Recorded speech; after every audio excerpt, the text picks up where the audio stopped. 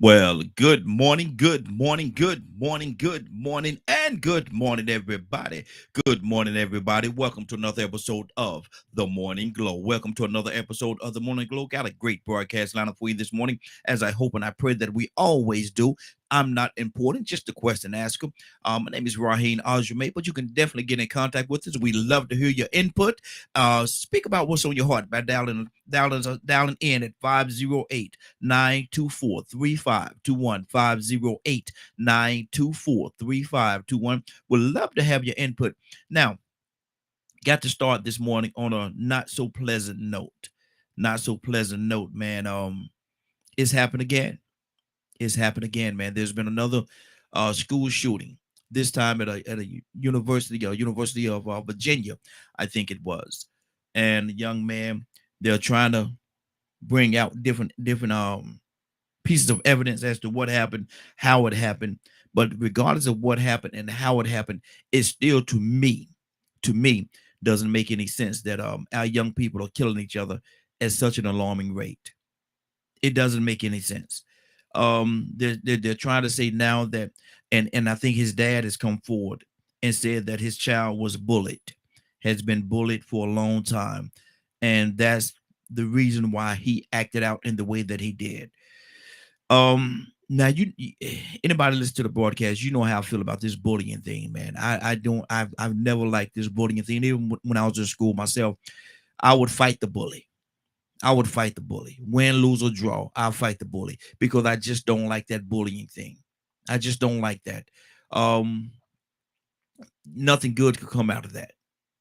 But this certainly is not good. I think what they're saying is three people, three of our young people has been killed, and a few others are wounded by this gun shooting, by this gunfire. When are we going to realize at a store? Oh, Willa says she left her phone at a store. Okay.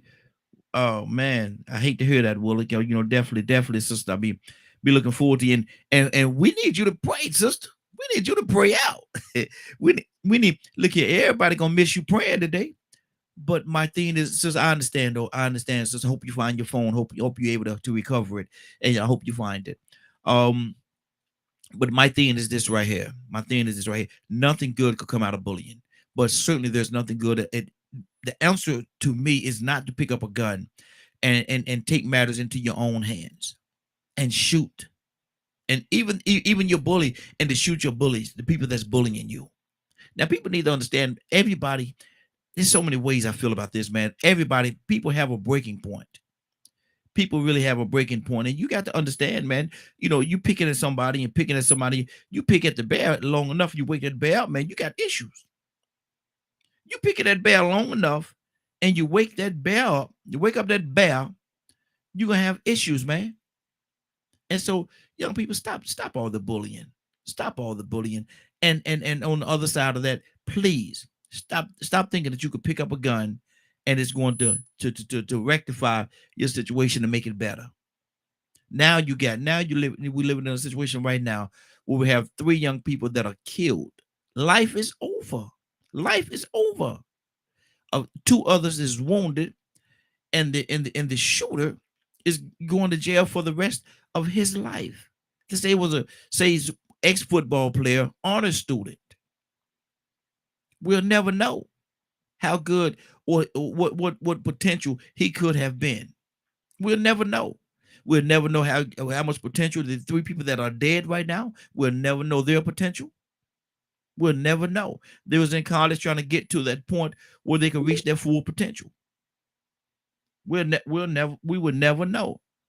Absolutely, we'll never know. Do we have Willa with us this morning?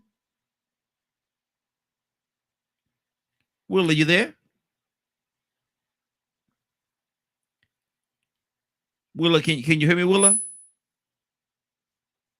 Okay, maybe she's having some issues with her line. Hopefully, we'll be able to get Willa through on the line so she can actually be able to talk to us this morning. I think I see her there, but I think she's having some issues with the line.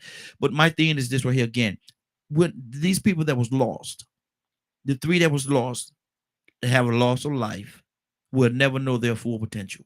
They was in college trying to get to the point where they could reach their full potential. The one or two that was wanted, hopefully they're going to recover. Hopefully they'll come out and be able to make it past this point. But the young person that actually pulled the trigger, he'll be in prison for the rest of his natural life, if not, if they don't give him the death penalty. I don't know how Virginia feel about the death penalty, but if they have the death penalty, he could definitely get the death penalty, and his life is over as well. I never know what their full potential is, all because of bullying. All because of bullying. If that's the reason, that's what his dad said. I don't know what the evidence stands on, or what the evidence said in regards to him being bullied. I don't know. I'm just speaking on what I heard his dad say. His son had been bullied for a long time. But my thing is, even if that's the case, Dad, why didn't you do something? Why didn't you? Yes, he's a young adult, and we want our young adults to take matters into their own hands. But we have to guide them in a certain way. We have to guide them when saying, take matters into your own hand. Yes, that's a beautiful thing. But at the same time, we have to be willing and able to guide them so that they don't make these type decisions. Maybe, hindsight is always a great teacher, but maybe if you were to talk to him a little more, find out how he feel. Son, where you at? How you feel about this whole situation? What do you think we should do? What do you think you should do? Well, Dad, I think I'm gonna get me a gun and go blast him. No, no, no, no, no, no, no, no, no, no, no, no. That's not what we're going to do. That is not what we're going to do. We're not going to do that, and then explain to him what the repercussions are behind wanting to do something like that. These are the repercussions. If you do that, son, not only are you going to hurt and harm the people that you want to hurt and harm, but your life, as you know it, is going to be completely over.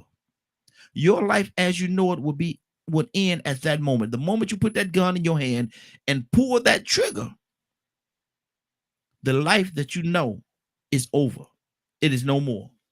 And so let's sit down and let's talk about this thing. Let's talk about what we need to do, how we need to handle this, because that's not the way. That's not it. What you're thinking about right now, son, that's not it. We got a caller. Caller, what's your name? Where you calling from? Cassandra. Cassandra. Good morning. Good morning, young lady. How you doing this morning? I'm well, thank you. Good, good, good. Cassandra, we're talking about the situation that happened in Virginia, where the young kid, college student, went on the bus and shot. He killed 3 people and wounded, I think, 2 more. They were saying the dad came forward and said that, and this was a ex-football player, honor student, and his dad said, I don't know the validity of it, but his dad said that he was bullied for a long time, and his result to being bullied, if that is what the case is to get a gun, go on the bus, and shoot and kill these people. Kill 3 young men and wounded, I think, 1 or 2 others. Now his life is over. Their life is certainly over. The ones that he killed, you had 2 that's wounded, that's trying to recover, and his life is over as you know it, because now he got murder charges. Cassandra, I know how you feel about bullying. You know how I feel about bullying. But what about this whole situation right here? What is really going on, Cassandra? Well, I think overall we have a situation in this country, and Badger says it all the time, where mental health it has to, because even in the midst of being bullied, there's something triggering in your head. So Hmm. it still goes back to mental health, that you would feel so overwhelmed by what people are doing to you that you would take lives, or Hmm. a life, Hmm. right? It Hmm. doesn't matter. But there's definitely, the kid was an honest shooter. And if you look at a lot of your shooters, black, white, orange, green, so we ain't talking race right now, most of your shooters, they were bullied, they were isolated, they felt, rejected. All of those are parts of mental health issues. So Hmm. until we address in this country, and we got some serious problems going on with people, period, when it comes, to mental health. So bullying, I hate bullying. I've done, programs on bullying and how it affects people. So it's something that I absolutely, it's not just being a kid, because people say, well, that's just what kids do. I know, No, no, no, no. no. We've had multiple young people to commit suicide because of bullying. Like 80% of the time when these kids kill themselves, they're killing themselves because of people bullying them. Mm-hmm. Yeah, yeah. Yeah. So I got an issue with it. Mm-hmm. But see, Cassandra, and I was saying earlier, you tell me, you're hard on it, and I think we have Willa here. I don't know if she's fixed the line. Willa, are you available? Okay, but Cassandra, I was talking earlier about picking up a gun. And the dad said that the son was bullied. He came forward and said, well, my son has been bullied and been bullied for a while and blah blah blah. That kind of hurts me too to hear him say that, because I think he should have set his son down and find out, son, what are we gonna do about this? How we gonna handle this? What do you think you should do? And really have an open honest talk to it with his son to find out, what are your plans, man? Maybe the son wouldn't have showed him something, but maybe the father could have saw something in the conversation that led him to think that, we need to delve more into this conversation, son, because I think you're in a bad place right now. Because picking up that gun and going on that bus or anywhere and shooting, aiming at that people and shooting and pulling that trigger, that's a finale. That could be a finale to their life. So I say all that to say, is that the answer? Is that the result of where we are? Yeah, I mean, you can't. If even if the parents see, I have a thing about people always blaming the parents about, Hmm. I'm No. not saying you do it, but Okay. I'm Yeah. just Yeah. saying Hmm. everything is the parent. If he's in college and he's away from you, first of all, you're not seeing what's going on with them. Hmm. He may the family may not have been around him to see there was a decline in his mental health, or that he was under stress, or duress, whatever. They may not have even been around to see that. So you can't expect them to deal with something, an issue that they don't see. Think about it. When people are going through a lot of time nowadays, they don't reach out and tell people, hey, I'm hurting right now. Hmm. I don't know Hmm. what's going on. Yeah. I Yeah. can't pull myself together. Yeah. Yeah. Hmm. I just can't deal with what's going on with me. They don't do that. Hmm. They That's don't do true. that. First of all, because young people, they probably shame them, do the shame game, what they do so much. Hmm. Yeah. They put them out there, tell you, he's crazy, blah blah blah blah blah, and people shy away from being treated like that, so they become loners. They isolate themselves. It's a whole bunch of things that goes with this. So we got to realize that it's a huge problem in our Hmm. communities across the board, Hmm. the Hmm. age, everything across the board. And we have to deal with it by teaching people, period. Grown people, look how many times people go to their jobs and kill people. Come on now. Yeah. Let's just, Yeah. Hmm. why? Hmm. Because of stress and, bullying. It's crazy. Hmm. So, I have a thing about don't blame parents, because sometimes they have no clue.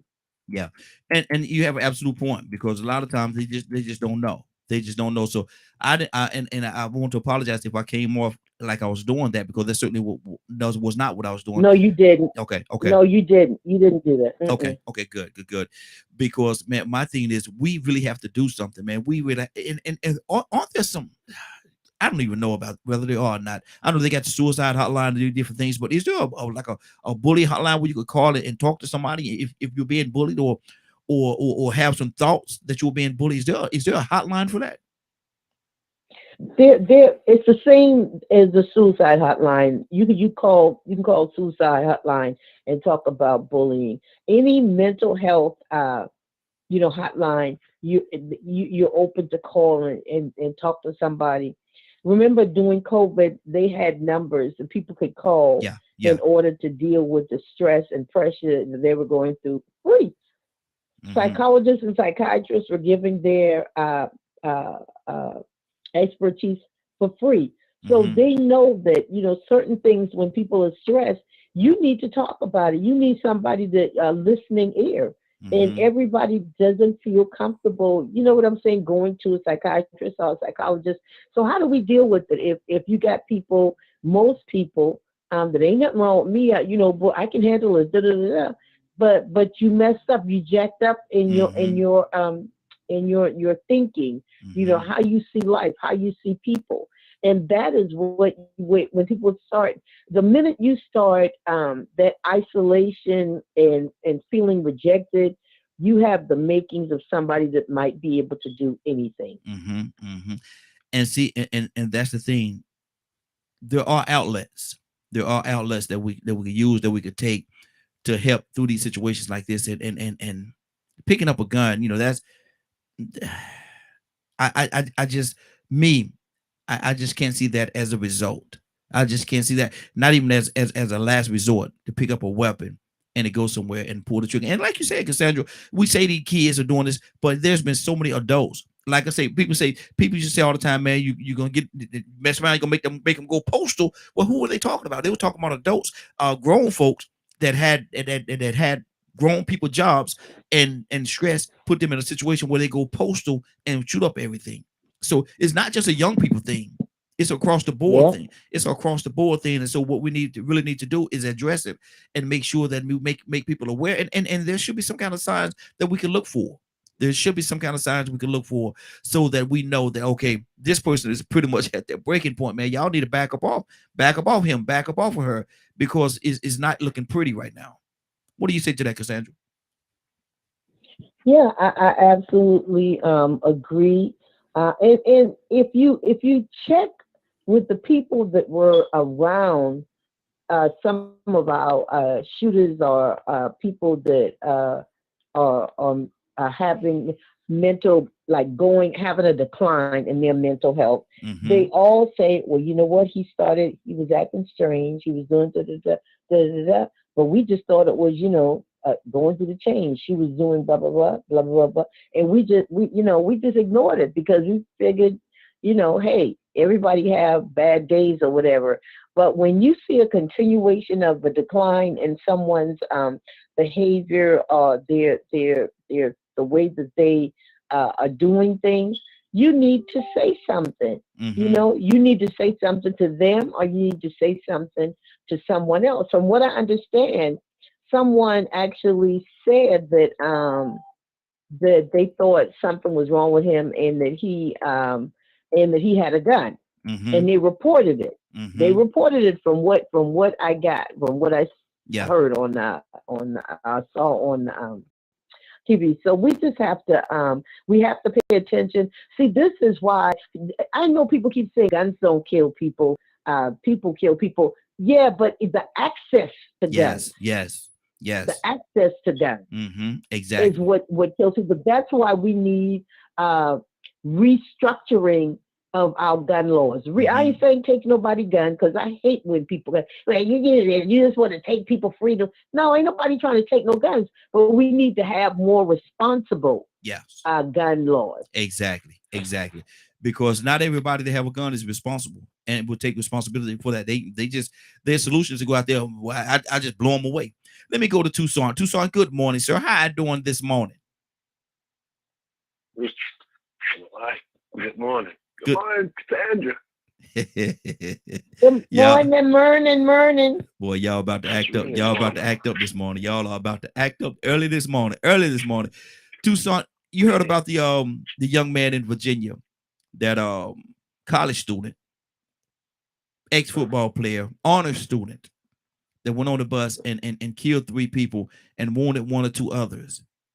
And his dad came forward and said that he was bullied, said that he was bullied and stuff like that. And his resolve for this, his resolve was to go on there and take their lives. Tucson, where are we that is the result, and that is the resolve when somebody is bullying? I can, I'm truth of the matter, just for the record, I can't stand bullying, and I can't stand a bully. Can't stand them. But is Mm-hmm. is this the resolve right here to take a gun out and go? Because the young boy that did it, the young kid that did it, man, his life is over as well. Thomas Jefferson wrote a letter to James Monroe in which he Hey, mute your line there, Mr. Hicks. Go ahead. Tucson, what's on your heart, brother? No,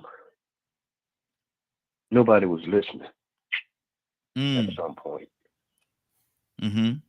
and something was being ignored. That's just I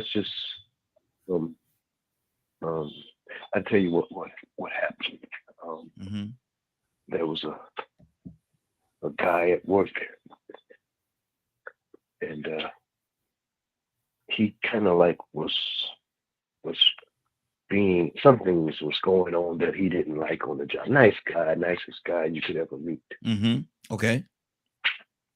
And supervisor manager was doing some crazy things, some unpleasing things to him. And all he wanted to do, said, why don't y'all just transfer me to Mm-hmm. another area? Mm-hmm. That happened over and over again, and they refused to. They just felt like it was, they could just do him any kind of way. Mm-hmm. Until one day, nicest guy you can ever meet. Nice family, good home. Mm-hmm. Come in. It was at a meeting. He said, can I talk to y'all for a second? No, we ain't got time right now. Okay. And bullets start flying. Mm. Mm. Nicest guy you can ever meet. I want to stress that. Yeah. Yeah. Mm-hmm. And I say nobody's listening. See, we do stuff to people until they get tired. Yeah. I don't know if this has anything to do with the young man, because I don't watch the news. I'm gonna tell you that right now. Mm-hmm. Ain't none of it good. Mm-hmm. But I know how people have become. We selfish, we mean and nasty, and we get that way, and we continue to be that way and get comfortable with being mean and nasty to people. Mm-hmm. And nobody knows, because we hold positions and we do things, have titles, and we think we're untouchable. Mm-hmm. So some people get to the point that they get, I don't know if this has anything to do with the young man, but some people get tired of nobody listening to them. And so they go to the extremes, and things like this happen. Wow. Wow. And that's the thing right there, man. A situation like this, you have 3 people that's lost their lives.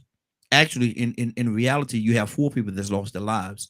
The 3 that was killed and the one that committed the murders, because his life is over. As he know it right now, his life is totally over. And you have 2 others that's trying to recover from this whole situation. And so you have a X amount of people. You have X amount of people that are in a bad way because of bullying. Mr. Hicks, good morning, sir. How you doing this morning? Good morning, Raheem. I just got a new computer trying to check out this new technology. I'm doing fine, bro. How about you? I see you exploring it over there, brother. I see you exploring. I see Mr. Hicks, he getting that thing down to a science, boy. You doing it, brother. You doing it. Keep doing what you're doing, man. You doing I was trying to get something. Yeah. No, it looks good, man. You did good. But what do you think about this whole bullying situation? You got 3 people that was killed. Life is gone. 2 that was 2 that's injured fighting for their life, and the perpetrator, the one that actually pulled the trigger, quote unquote, because of the fact that I don't know, his dad came forward and said he was bullied. I don't know what the real story is. Maybe there's some other things tied into this thing. But when I first saw the story, I told my wife, I said something else is tied up in that story. Everything is not being exposed in that story right now. But my thing is, man, to get a gun, is that the resolve to a situation, even in bullying? And I hate bullying, I really do. But is that the resolve? No, it's not. But people do what they do. Yeah. When the pressure's on you in bullying, Mm-hmm. and when I grew up in Newark, right? Newark, New Mhm. Jersey. Yeah. And my kind of background set me up for a lot of it. But Mhm. the thing about bullying that sometimes the only language people understand Mm. and it's bad because it's bad all around.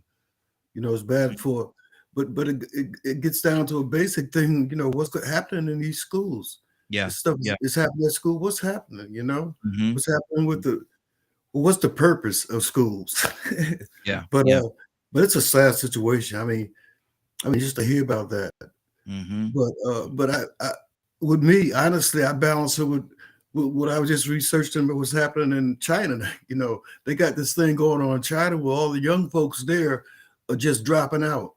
They're not doing anything. They're fighting. Wow. They're fighting the regime by not going to work, not Mhm. expiring, and it just seems like these things are the manifestation of some social things that's going on. Mhm.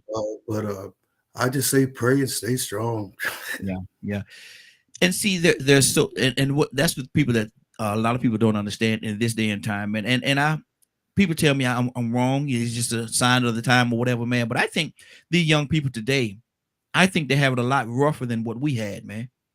I think that it's a lot rougher on them with all the things that they're up against today. I think they have it a little rougher than we had it growing up. Now we had our moments, we had our issues. Now we had our issues. Now we did. We had our issues and we had our fight and our struggles as well. But some reason I think the young people today, man, they're up against so much more. Mr. Hicks, do you agree with that? I definitely agree with that. It's just a Mm-hmm. matter of the technology. Mm-hmm. And the surprising thing is that they're saying, not so much openly, that a lot of this technology we had to speed things along are coming from alien technology. Mm, Technology that they have re-engineered from the different UFO that they're found. mm-hmm. So the technology, things change so fast. And I guess in the thing kids know. Yeah. I just go back to in the 80s and the 70s when I was dealing with juvenile as a counselor.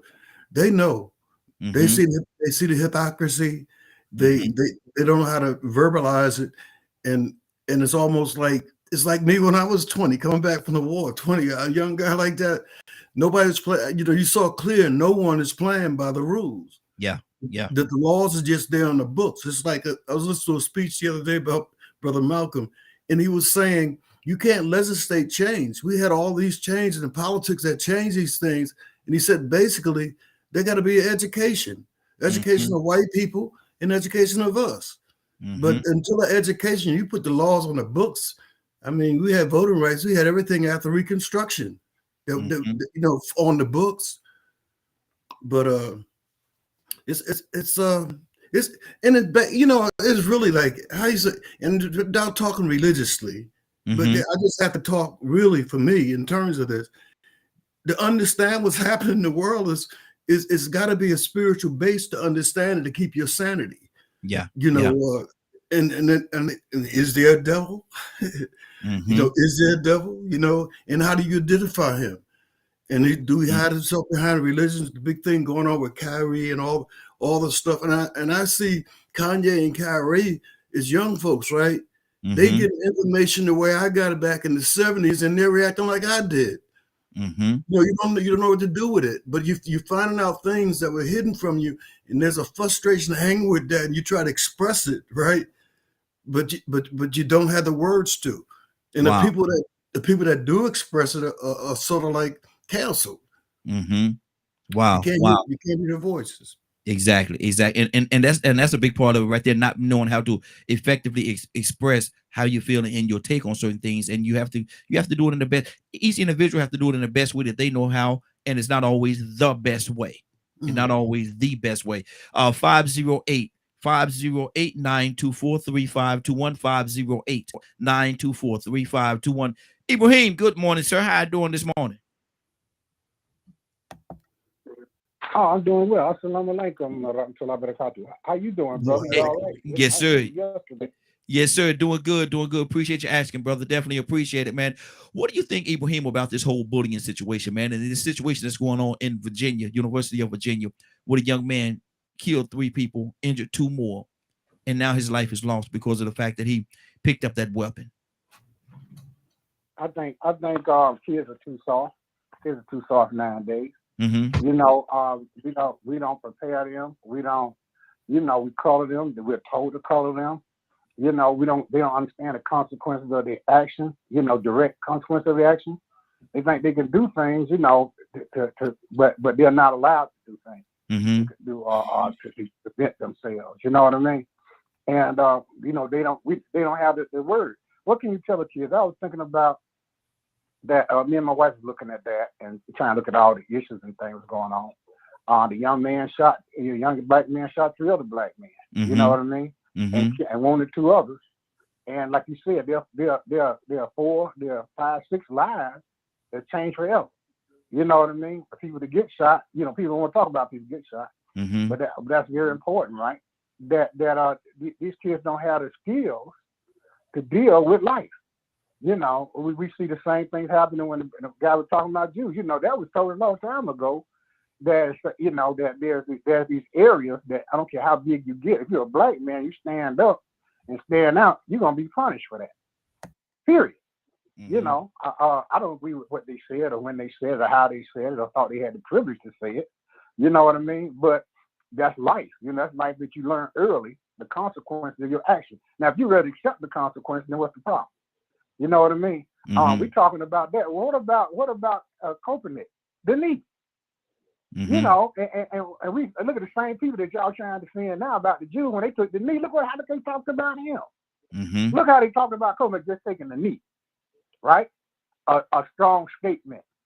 And now we're going to defend these fools because they want to talk about the people that's paying them the money, right, and everything, right? The people that set them up for this. You know what I mean? And about Kerry, like, I. The same people, there was a video going out called Uncle Tom. These black men and women of power, and stuff, and money, or different positions in the white community telling us how we're so wrong speaking out against them. Mm-hmm. You know what I mean? These are the same people, man, that we're defending now. I'm not going to defend that. Mm-hmm. You know what I mean? I'm going to defend my people. Okay. Well, now, getting back to the brothers that, there you go. Killed and everything. Yeah. I think that kids do not have skills, and we do not have the skill to educate the kids. Right now, the generation, the X generation, and the millennials that's raising these kids do not have the skill to separate between the crack days, and they want to blame their fathers and their grandfathers. Mm-hmm. The crack started a lot of this, the separation of what's good and right and what people are doing now. Like somehow the past deserted them. Well, they don't care about that. You can't tell anybody about the past. You start talking about the past and how this works now, people will lie, call you a liar, and refuse to look at intelligence and common sense. You know what I mean? And there are people, we got leaders that tell us that we cannot even ask a question of them because somehow we offended them. You know what I mean? This is a lack of skill. We're doing this to ourselves right now. Okay. That's what I always get back to. Okay, good deal, good deal. And you there may be some truth in what you're saying. Maybe we did it to ourselves, but somewhere along the line the ball was dropped and the communication and the knowledge was not passed on. But again, I have to say that I think the young people have it much rougher and much tougher than we did based on the times in which we're living in right now. Badger, good morning, sir. How you doing this morning? Good morning. Badger, what do you think about this? We're talking about the situation where in Virginia, University of Virginia, where the young kid went on the bus, honor student, ex-football player, honor student, went on the bus and killed 3 people, wounded 2 others. And now he's going to be gone for his life is going to be gone as well. The life that he know is going to be gone as well because he made a decision to take matters into his own hands. And and his dad said he was bullied. If he was bullied, that's one thing. But is this the answer to being bullied? In my opinion, no. Mm-hmm. However, in this day and age, it's an unfortunate side effect of people being too wrapped up in their own business. Mm-hmm. You made a comment about, the younger generation having it tougher than we did. Mm-hmm. And I mean, I'm only 36, but the 90s weren't that bad. Mm-hmm. We get into after 9/11, dude, everything just has gone insane. Mm-hmm. And education's questionable. Mental health access is a joke. Um, and social media is a terrifying place. Mm-hmm. Um, the internet bullying is one of the worst things, and if you have high morals and stuff, you have to work really hard at not letting. I mean, I can't tell you the amount of times I've been in conversations and been a sounding board for kids that are currently in public schools and their struggles with social media and things like that, and how many times I've heard them talk about offing themselves or just taking out the people that just won't leave them alone. Mm-hmm. They try to reach out to teachers, trying to reach out to their parents, and everyone's always so busy, or tell them, don't worry about it and just ignore them, and that tough love stuff that it Mm-hmm. doesn't always work, Mm-hmm. Mm-hmm. because not all kids function the same. Wow. So it's I hate to say this, but it doesn't surprise me anymore. Wow. In this day and time, huh? Wow. And this thing, I mean, you have to really look at what's going on, and I talk about it all the time. Like me, you, and another person had a conversation about like how certain people have to live, and they have to put on a mask to fit in all the Mm-hmm. time. Mm-hmm. And sometimes it's easier to put on a mask than it is other times.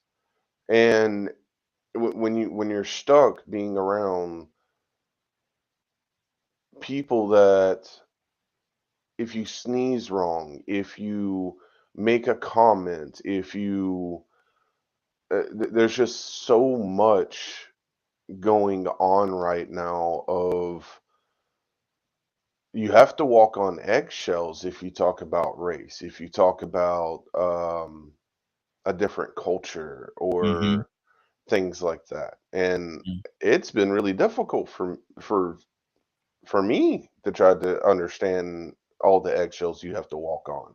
Mm-hmm. You know, with all the things that I've researched and stuff like that, you get into political conversations, you have to be careful what you say there. If you get on a religious topic, you got to be careful what you say there, because most of the time, most people, most have a mentality of, my God's better than your God. Mm. Wow. So in this day and age, you have to worry about what religion you are. You have to worry about what sex you are. You have to worry about what you say on social media. You're not getting properly educated.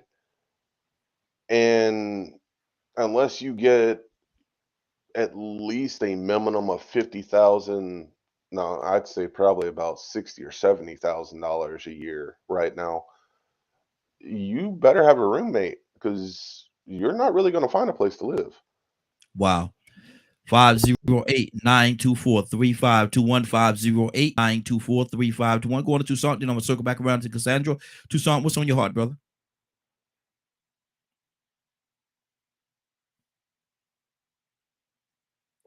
I've been trying to get this mute button. Mm-hmm. I have to agree with Badger, but I'm not careful. I mean, I'm not,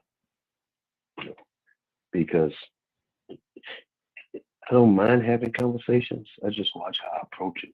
Mm-hmm. Some things I don't talk about. I don't talk about religion and politics on the job. Mm-hmm. Yeah. Yeah. Don't bring that to me, because it's gonna cause issues. Mm-hmm. Religion, politics, who you I don't care who you're in a relationship with. Don't bring that to me, because I might not agree with your relationship, and Mm-hmm. that's my personal feelings, and my personal feelings have nothing to do with doing my job. Mm-hmm. My religion have nothing to do with doing my job. Mm-hmm. Politics has nothing to do with doing my job. So don't bring that on the job. Let's not talk about it, because it causes issues. Mm-hmm. You understand what I mean? They don't call me Rev. You know how they call people Rev. Yeah. Yeah. Yeah. They don't call me that on the job. Call me Tucson. Yeah. Matter of fact, I don't even carry a title when I call anything, even at church. They say, "What's your name?" Tucson. I'm Pastor. That's Pastor. I had one lady. No, I can't say that. I had a person. I already said it, didn't I? Yeah, you did. And I was actually emceeing that master of ceremony, their program, and I called them sister. That's pastor. Really? Come on now. You didn't disrupt your program that you invited me to, just to let everybody know that you're not my sister. You're the pastor. Wow. Is it that serious? Wow. You know what I mean? Yeah. You know what I mean? So on job, that can cause you to get terminated because you don't like Sally and Jane together. That ain't your business. I don't get into that conversation. Now I got my personal feelings, but what the heck? My personal feelings got to do with your life, right? Not a thing. You understand what I mean? Not a thing. Nothing. And sometimes we put our feelings, we inflict other folks with our feelings, how we feel about certain things, when that has nothing to don't pay none of your bills, none of them. You ain't got a heaven or hell to put nobody in. Exactly. So the best thing to do is shut your mouth, because it can cost you your life these days. You're right. And that's a big part of the issue right there. It really can. I'm reading Cassandra. Cassandra,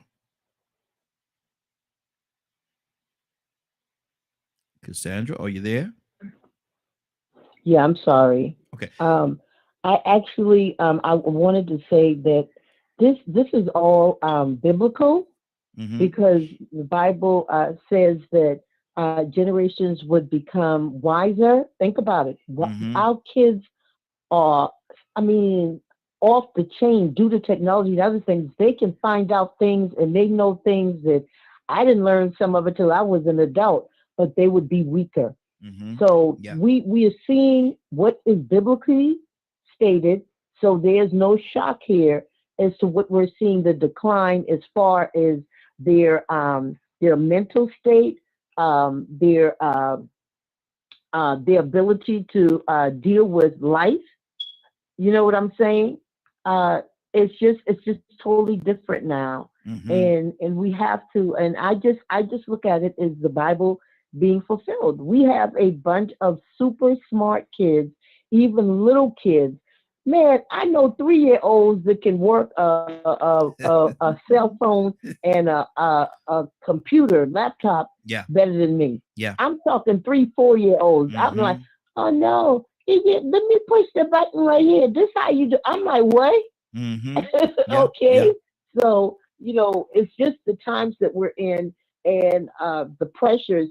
And think about it. These kids now, their problem solving is very lethal.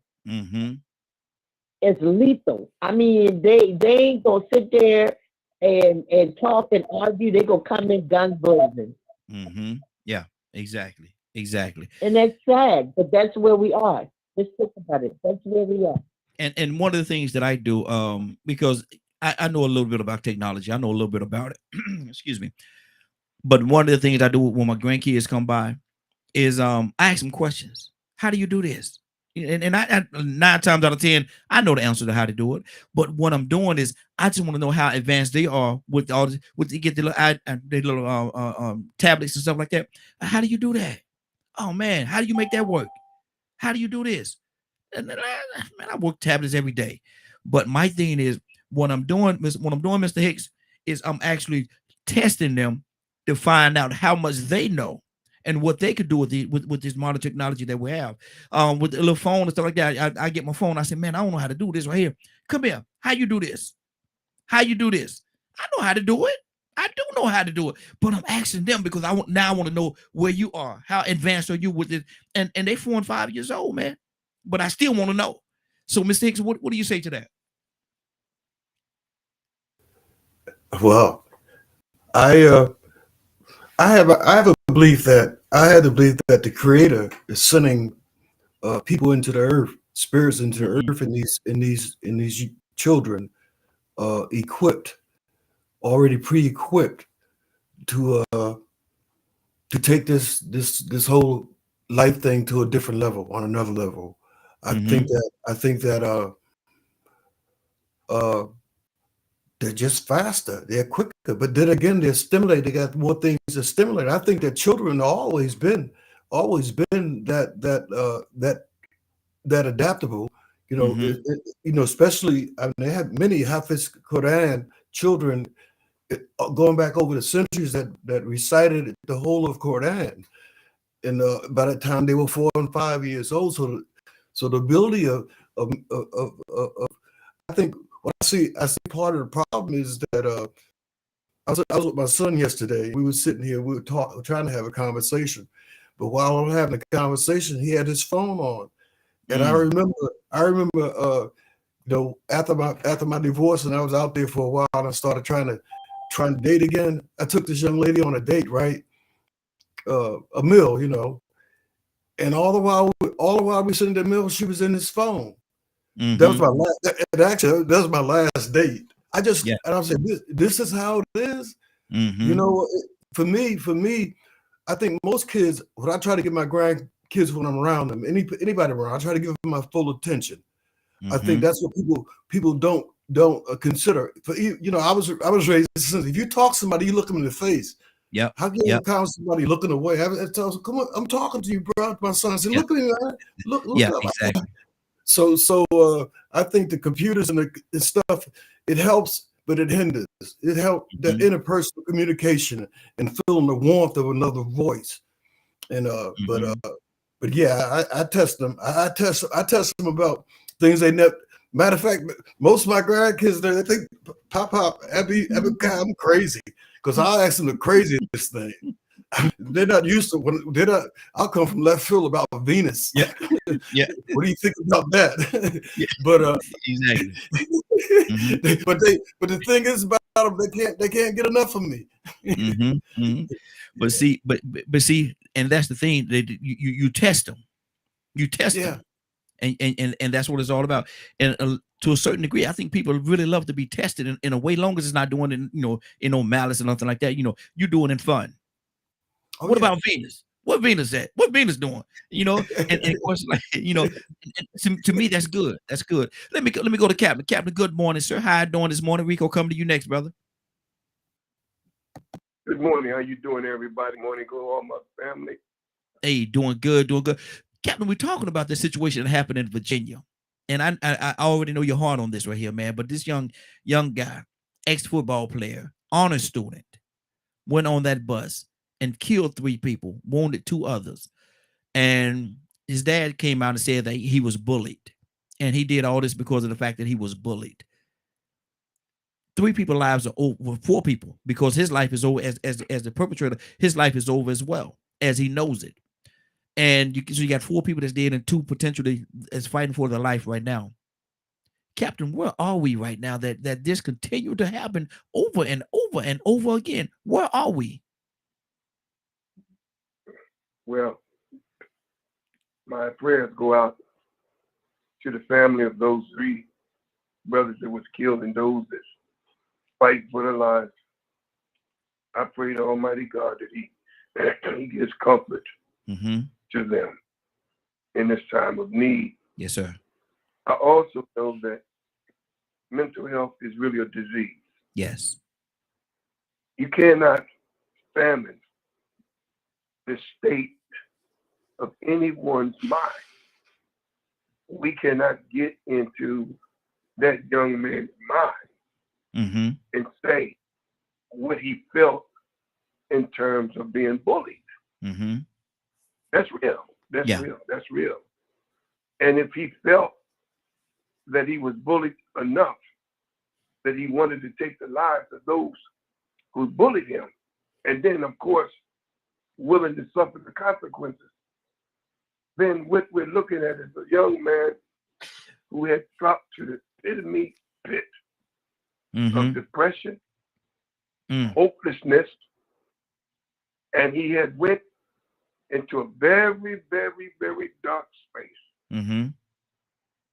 But there are many young people out there, white, black, Hispanic, who come with some real mental issues. Yeah. Yeah. Because we don't know that young man's background, that if he was abused early in his life as a young man. Mm-hmm. So there's a lot of variables that relates to what happened that will make that young man just snap and take the lives of those young brothers. I understand he was on the football team, and those young brothers were also on the football team, as I understand from what I read. Yeah, that's true. So That's true. evidently, I think the bullyism came from playing football, that they just clowned with him, man. I don't know, he could catch the ball, he couldn't, I don't know. But, man, you cannot, Brother Raheem, never judge the state Mm-hmm. of any human being's mind. Yeah. Yeah, that's true. That's So I absolutely. believe that he went there and the man is mentally disturbed and mentally sick, but they're not going to try him like that. As sad as it may be, other people can get tried by mentally insane. But when it comes to us, we don't get tried by being mentally insane. Mm-hmm. But I do believe he has a mental problem. That's, that's a question. Wow. And that's the thing right there, man. And just like you said, mental illness, it is a thing. It really is. It's a thing, man. And people don't place enough attention on it, about what it is, what is it, and what does it do, and a lot of people fall victim to it. Rico, what do you say to that? Good morning, Rico. How you doing this morning? I can't complain, man. I'm just happy to see another beautiful new day. Yes, sir. Yes, sir. What do you think about this whole situation surrounding the young man in Virginia, man? Ex-football player, honor student. His dad said he was bullied, and the result that he took was to take that weapon on that bus, kill 3 people, wound 2 others. And man, is what happened is real. So what are we taking? Do we put enough attention on mental illness? Do you think this is a case of mental illness, or was that bullying just too much for him? What do you gather from all this, Rico?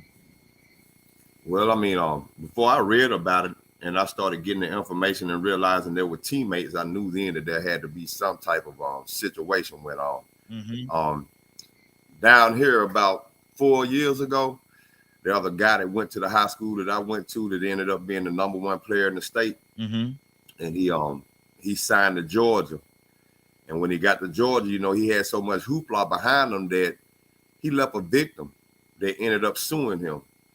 And the victim said in the midst of them playing baseball, him and his friends joked around and he put some semen in a drink and tricked them into drinking it. And I also saw a situation when I was younger on Geraldo, where this boy sued his wrestling teammates for hazing him and pinning him down and sticking a broomstick up his butt. So sometimes what we call horseplay and hazing and rituals to cross over is abuse and bullying. Yeah. So now you say mental illness. Well, we got to talk about where this mental illness came from, because this mental illness is mental trauma. And this trauma comes from a cause and effect. And what it is, it shows you that we live once again in an environment where bullying is normal, trolling is normal, being disrespectful is normal. I mean, a lot of times when you disrespecting them, if they don't get their respect back from you, you just bullied them. Mm-hmm. We have children that are being bullied by their parents, but they call it abuse. You still bullying. And that cause and effect traumatizes a person. And that traumatized person has to let that energy, that pent up energy out somewhere. And when they get to that somewhere, it might be to the person that did it to them, because now they grown. Now ain't nobody gonna do to me what happened to me when I was young. Yeah. Or maybe they might just go back and get whoever was bullying them when they were young. You know, there's a guy, man, it's sad to say this, man, but there was a guy that used to bully me when I was younger, man. You know what I'm saying? We ended up getting along, but, you know, over the years, I still seen that he had these sellout ways about him. He had still had this way about him, especially when it came to white people, man. He'd get around white people and just treat black people wrong. But some black people overlooked it because of where we were from. But I'm like, nah, he ain't no good dude. Well, now he in a situation right now where he trying to find his son's remains because his son followed in his footsteps with wanting to deal with these white people. And some of these white people done killed him and took him off and did something with his body. Wow. And he only seen portions of the video. But the thing about it is even though I know it's wrong and it's a terrible situation, I find myself not feeling too bad for this father. And we grew up together. I've been knowing him all my life, but I'm trying to find a way to find some sympathy for him, even though I feel sorry for his son. I'm trying to find sympathy for him and what he's going through because of the fact that how much of a bully he was when we were younger. And even as we got older, you can still see his disrespect toward black people, that he knew that he would come up to him and try to be, and he would be so short and walk off and disrespectful, like he didn't hate that they came up and spoke to him, and then get around these white people, hey, Wendy, and just act like the big gentle giant. I'm like, man, you still what? And so, you know, some of the people, they just overlooked it, like we did when we were younger, because he was bigger. But I looked at him, I'm like, man, you still on that mess? You mean to tell me that these people came out of their way to respect you and talk to you? And look, most of these people that he ignore are the ones that's out looking for his son right now. So, you know, people can tend to also conform and adapt and start going out of their way to be extra kind to their bullies so they can fit in with them. I always want to be friendly. Some people put their foot down and say, you know what, since nobody in this environment or in this atmosphere that we live in today likes to address bullies and put things in place that sort of disparages bullying, I'll stop the bully. And we're going to keep having these conversations until there are things put in place to make respect a demand, a requirement, a qualification for you to be in this place. I mean, that is supposed to be a qualification, respecting your co-workers. But it doesn't go on. You have favor. There's so many different things that causes people to get away with things that they shouldn't do, and they're not being held accountable. So when you don't hold bullies accountable, you create people that's going to come out and kill bullies. Wow. 508-924-3521, 508-924-3521. Give us a call. We definitely love to hear your input. Badger, what's on your heart, brother? You know, I was thinking about what Rico just said, and the crazy part is, man, this is so messed up to say, but it's football. If they were guilty of doing anything, they're going to be more protected than anything, because that's part of the school's income. So even if they were guilty of bullying and stuff, they were probably protected.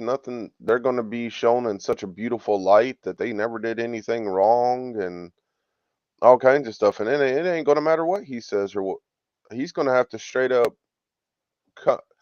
There would have to be some crazy evidence that comes out, and that's only if they allow it to come out. And I mean, when it comes to sports, there's so much bullying and toxicity involved with that. I mean, think about the way some of y'all talk, always poking fun and making jabs at each other over which team won which. How's that not toxic? Honestly. Well, when I do it, it's just it isn't fun for me. You know, like I said, I pick my team and what my team is, and that's what I like. You know, we went on a little losing streak, and we got it back together, and we winning. And so, you know, I understand what you're saying, and what you're saying, it has some validity to it. But the way that we do it on here, I don't think it's to the level that you're speaking of. Well, thinking about people on the outside looking in, right? And they're just hearing all this poking and jabbing and stuff like that, Mm-hmm. not knowing that, you know, y'all know each other, y'all know it's in fun and all this other stuff. All they hear is like people bickering back and forth. Mm-hmm. You know, if younger people are listening to it, are they going to know the difference if they're not being taught the difference? Mm. That's that to me, that may be a little bit of a stretch there. And the reason why I say, because sports is really a part of I don't even know if I want to say culture, but a part of who people are in this day and time. People love sports, Yeah, and we it's celebrate, like it's like it could be like politics. It could be like a whole lot of different things. But but we don't celebrate intelligence. why not? I mean, sports is more important than intelligence. And Like, now have you ever? that would depend on who you're talking to. That would depend on who you're talking to. I'd say a majority is more sports centered than. I mean, do you know who was the last person to win the Nobel Prize?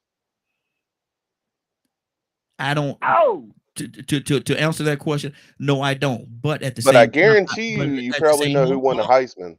no, I don't. I have no idea who won the Heisman. That's shocking. No, see, and that's why I say it depends on who you're talking to. Because when you say something about the Nobel Peace Prize, I don't know who won the Nobel Peace Prize, but then you went back and you said about the Heisman. I have no idea who won the Heisman. Who's the last 3 Heisman trophies? I don't know. I don't know. And again, that goes back to who you're talking to. And so, I can and agree so with my that thing, statement. my thing is this right here. We can't we got to be real careful about how wide of a brush we're painting things with, because Well, that statement, you know, we paint with a very large brush when we say stuff like that. Majority and most of and stuff like that. That's a wide percentage that you're talking about. yeah. But we can't say that because we don't know what So what is it that hold on, Badger now. What is it that what is hold on, scripture hold on, bro. What is it that makes that statement true? That majority of this or the majority of that majority of the people like ice cream. Some people are lactose tolerant, man. So you know they have to be considered in that majority, and they cannot eat ice cream. And so we have to be real careful of the verbiage that we use, because it does not apply to every situation. Like Toussaint always say, there's not a cookie cutter answer. There's not. But Badger, we got to move on, keep this thing moving. Ibrahim, I think you had something on your heart, brother. Yeah, this whole the whole conversation is the generalization and opinions, right? That was What his opinion. You know, what I'm gonna tell you how I feel about let me ask you this. Let me ask you this, and just for the clarity of the conversation that we're having right now. What is it that anybody talk about any conversation that's not based on opinions? Because that's what a conversation is. You give your opinion as to what you feel about it, whether it's factual or not. Now that's a whole different conversation. But every conversation is based on opinions. Oh, there again, it's just like opinion, just like the buttholes. Everybody got one, but there's informed opinions, and there's also facts. Right? Different level. That's a different level. Just because somebody say something, don't make it an opinion. Mm-hmm. If they're allowed to come from where they're coming from on this, right? And not come. Just like I've heard a lot of generalities about respect. I heard a lot of generalities about bullying. I have a lot of generalities about intelligence and how intelligent and how much, and I heard a lot of generalities about how much more stress they're under, right? Mm-hmm. But and this is what I'm talking about, right? These are your generalities that's based on something else that comes out of your opinion. Now we start looking at facts, right? What comes out more? What is the priorities of people? What does the media use or what advertisement use to prioritize things that we prioritize and ignore things that we know? And that's a very good point that he made that I've made before about how we view things. Just because we don't know something, that don't make somebody know something more intelligent. That don't make somebody more opinionated or think they know everything. We just don't know, so we make assumptions. You know what I mean? Mm-hmm. I was asking a college kid, and he was telling me about he's grading his math class because blah blah blah, and so I was just giving him simple things about math, right? And the thing is, without the computer, the people that have to create this information, the computer to digest and everything, the numbers we digest, right? Then that wouldn't, the math that he's doing is useless. He don't understand the usefulness of math or how he does it. But he can go to a computer, right? Kids have a lot easier because we don't have responsibility. I tell you what generation now is going to define America, and that is this young generation, 16-year-olds now, will find themselves into a workplace, making an income and learn the responsibility of things. You know what I'm saying? Mhm. This is going to define. It's going to just blow away the previous two generations because they didn't have opportunity to apply themselves in a basic logical manner. Okay. And understand me when I say this, Ibrahim. Understand me when I say this to you. That somebody listening in, and we right now we're in 63 countries. Somebody listening in to what you just said would say and stand on the fact that is your opinion. That is your opinion. What you just said, hold on, brother. What you just said, what you just put out there is your opinion as to what you think about it. That's your opinion. And that's why I say that every conversation that we have, brother, every conversation that we have is based on brother. Hold on, man. First of all, brother, come on now. There you go, Ibrahim. There you go. You got to. I'm coming to you, Rico. You got to be confrontational. You want to say, but you don't want to listen. You want to talk all the time. You want to talk, but don't want to listen to what nobody else got to say. I'm trying to make a point. I let you make your point. I'm trying to make a point, and every time I say a word, you want to jump in and cut me off instead of listening. Maybe there's some validity in what I'm trying to say, but you will never understand or never know that because you don't give nobody a chance to talk. Rico, what's on your heart, brother? If we was trying to get a problem solved, this is the reason why we can't get it solved. Now I'm trying to figure out what everything he just had to say had to do with that boy walking on that bus shooting them football players. Not a thing. Did he address one part of that, or did he call in and critique other people's opinions and tell us what we thinking and how we act? What is this, Ibrahim? Man, you come on, man. I mean, now normally I'm the one that said, man, I understand where he coming from. You did the same thing last week, trying to make the conversation about Russell Simmons being idolized or looked at as a celebrity when really and truly that wasn't the topic. It was. I mean, you got it, man. For us to if we got a topic at hand, especially us as black people, especially from the people from the civil rights era that did the marching and the leading, and they know what happened and they can inform. Well, we keep the topic at hand so we can fix the problem. You're making a statement. See, there you go again. There you go again. See, the man's trying to make a point, and you cut him off. I make sure that Ibrahim. Bye, Ibrahim. Have a good day, brother. Once again, it still comes back to the topic of the conversation. The conversation is about the bullying and the environment, the atmosphere that's causing angry people to go and start shooting and killing and taking lives of other people and doing mass shooting. I mean, even if they're shooting up schools, these are mad people. They come from an experience. There's a cause and effect behind people coming doing mass shootings, and one of the biggest factors behind it is some severe anger and some mental issues. And this man on here talking about facts and opinions. This is not what we're talking about. So it's hard to stick to the conversation when you're ready to come on and try to start egging and nitpicking at people that's just trying to find out what's going on in this world that has us living in a space where people have to worry about or keep their head on a swivel in the middle of just trying to enjoy life. Now, it ain't because the man was just crazy and wanted to kill these people. It was something that went on behind that. So we bring up bullying, we bring up abuse, and we bring up all these different causes that have an effect on people that make them act dysfunctionally and out of order sometimes. And it went somewhere sideways. Ibrahim, we can't do this, brother. We can't do this. I mean, opinion and facts. I don't know where that came from or why it got started. But when we have a topic and we have issues going on, we really have to try to address these issues if we bring them up. Now, I did want to say this earlier because I was listening when you said that about you playing with your grandchildren with the tablet. And I was sort of thinking, even though it was a little bit off topic, but y'all had went there. I was thinking about how subconsciously we sometimes participate in distracting these children with this high technology, trying to employ our old traditions and teaching skills. And I was thinking about what you did with the tablet. I did it with go fishing. You know what I'm saying? And the point I was going to make is, you know, just going, like I said, it's a little off topic, but it was based off what y'all were talking about. Sometimes we have to simplify those activities and stop using this technology that we know is distracting them.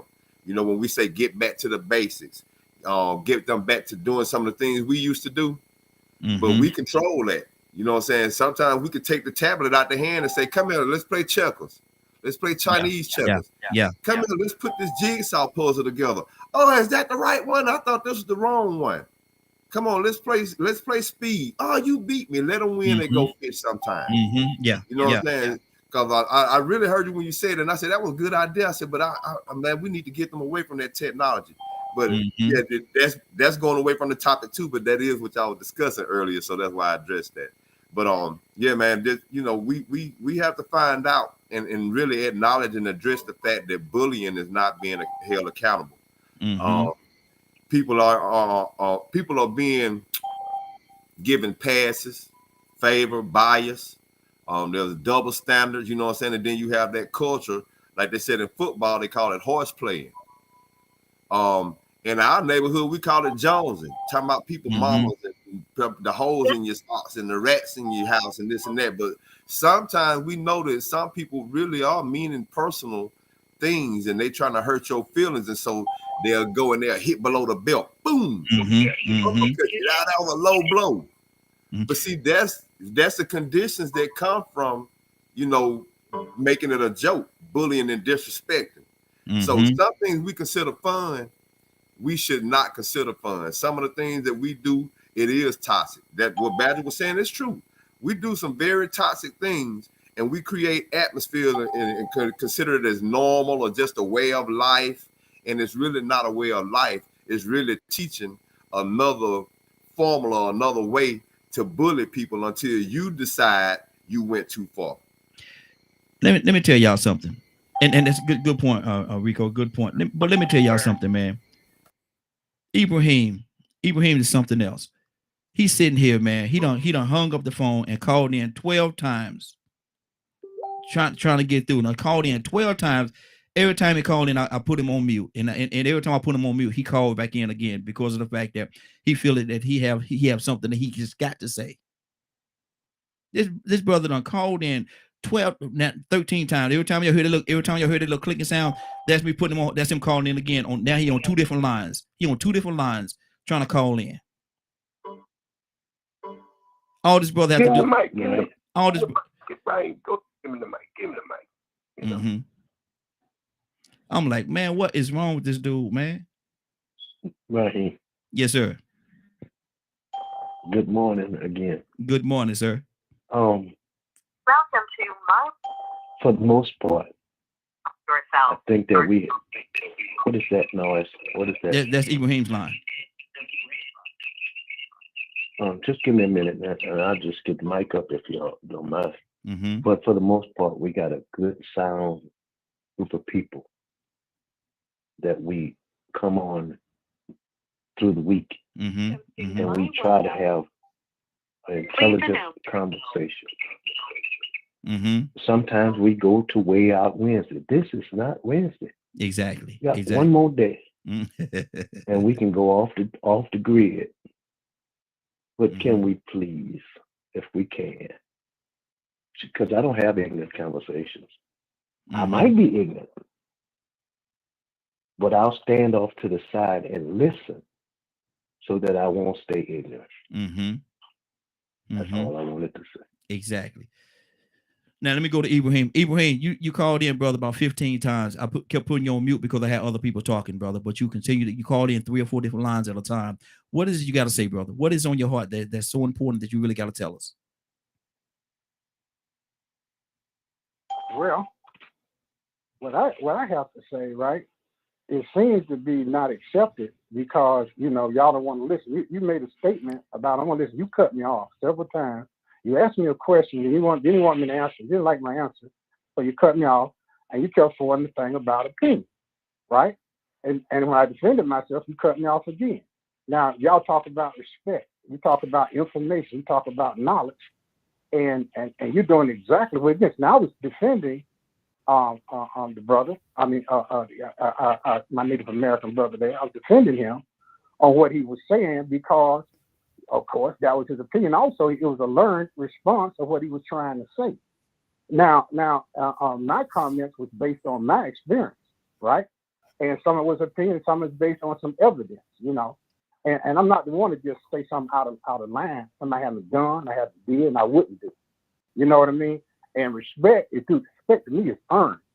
You know what I mean? Now, what I want to say over and over again, since I was brought out by brother, he didn't want to understand it. He didn't understand what I was saying. You know, some things you've heard before over and over again from different people and different resources. That's what you get when you get older. You done heard it before.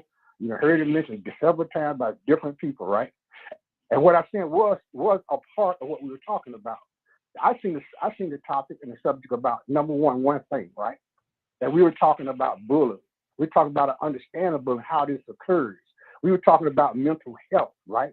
Everything I said was based on that because we had opportunity when I was young. I don't know about when you were young, brother, Brother Raheem, but when I was young, we were given pertinent information that's going to help us survive, you see? And we use the information to survive and get what we want to see done. Now, my thing is having grandchildren, having children that are in their 50s and 40s, having great-grandchildren that are in their 30s and 20s, and we're having grandchildren and great-grandchildren who are coming to preteen, right? I think that I have a little bit of information that may broker more an opinion. And not only, you know, like a monkey teaching them, you know, they show me how they can point and touch things, but they understand what they're doing. They understand the information they're getting to isolate that information, to isolate it, and to question it, right? That's what I was talking about. Now, it may not seem to some of you that I was on topic, but I'm always on topic. I expand because there's always a little bit more, you know. Now, for some reason, y'all don't get that. Y'all don't touch that. You want to attack me to say, I'm doing this. I'm disrespecting people and stuff. Disrespecting a person that calls himself a leader. Disrespecting a person that has a contrary or negative opinion that might affect me and us. If it don't affect me, it don't affect us, it don't mean nothing to me. Okay. You know, this affects I'm trying to let you get it all in, brother, but you're way over your 3 minutes. So make your points so we can continue. Okay. That's it. That's all I had to say. Okay, but when you cut me brother, off, will you stop now, brother? Will you stop? How much longer you need 3 more minutes? Do you need 3 more minutes right now? Because you just said that's all you wanted to say, but you're still continuing. Do you need 3 more minutes, brother? I need 5 seconds. Okay, get 5 seconds. Go ahead. All right. When you cut somebody off, right, that's because you want to cut them off because you believe in, not that it's right or wrong. Thank you. Okay, that's what you wanted to say. You got it all out off your little chest, right? You got it all off. That's what you wanted to say. Now, let me say something to you. You have this thing about yourself, brother, where you seem to feel, and I don't know where this came from. Maybe it's been something that's been on you for a long time, but you got this thing about yourself where you feel like your opinion is the know it all. Your opinion is the best opinion of anybody else's opinion, and nobody else's opinion means nothing if it don't line up. Hold on, brother. I did not say a word while you was talking. Brother, I did not say a word while you was talking. Brother, I did not say a word while you was talking. I let you say everything you wanted to say.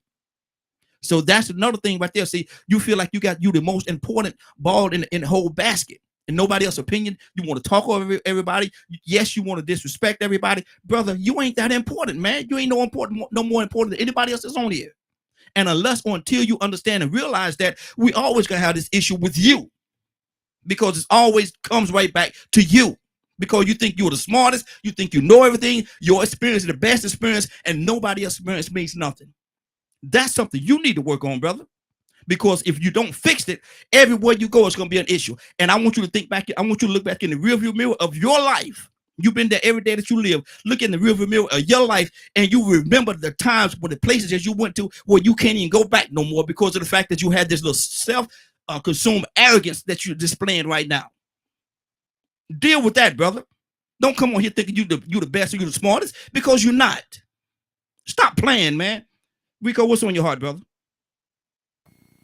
Yeah, I mean, he does have a lot of valuable information. Don't get me wrong. He is very intelligent. You know, we always speak about delivery, and then once again, like I said, you know, sometimes just, you know, we could speak in generality sometimes.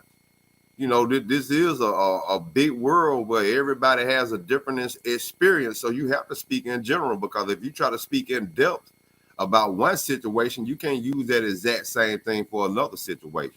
You know, one thing that these mass shootings have in common is anger, you know, but you might not be able to say that the person that was angry and committed these things went through the same thing in their life experience. You know, some people may be justified in who they went back and did some things to, and some people may not be justified. They can't justify it. The only thing they can say is, I was angry because this is what I went through when I was younger, or this is what I just went through, so I took it out on these other people that didn't have anything to do with it.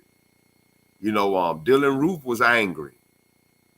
You know, that we have to speak in generalities to a certain extent, because we do have this one common thing that does occur. Well, more than one common thing. You know, you do have, like I said, the anger issue. You have the mental trauma, and we have the psychology behind the people that commit these acts, that makes us have to sit down and discuss these things and try to stay on the topic, you know, and get it to the point of where people can understand and receive it, and not make it sound like not be able to receive it. You know, I think Ibrahim has a lot to offer, you know, but at the same time, it's sometimes he comes off as, you know, dismissive or sort of, you know, minimizing what the next person or the previous person has said. And really and truly, you know, he really doesn't have to, you know, give no critique about it, unless it's just right or wrong, or just you got a different opinion. But he's a grown man, he does what he wants to do. You know, that's what that boy did on that bus yesterday. He did what he wanted to do. Captain, absolutely right. Absolutely right. Captain, what's on your heart, brother? Talk to me. What's the question? Is there a question? Where we are right now? Talk to me based on where we are right now. This whole situation. Well, you know, I like Rico. Rico's always is the ambassador of peace. Thank God for a man that can see the value of a man that other people may see as a damn fool. But that's all people's opinion. You know, what one man sees of intelligence, another man may say he's a damn fool. But in at the same light, that's how people can judge people when they open up their mouth. You could see one man, he could be crazy as all outdoors. Say, man, that man's crazy. But then somebody says, no, he's intelligent. But we have a gamut of, we don't use the word y'all.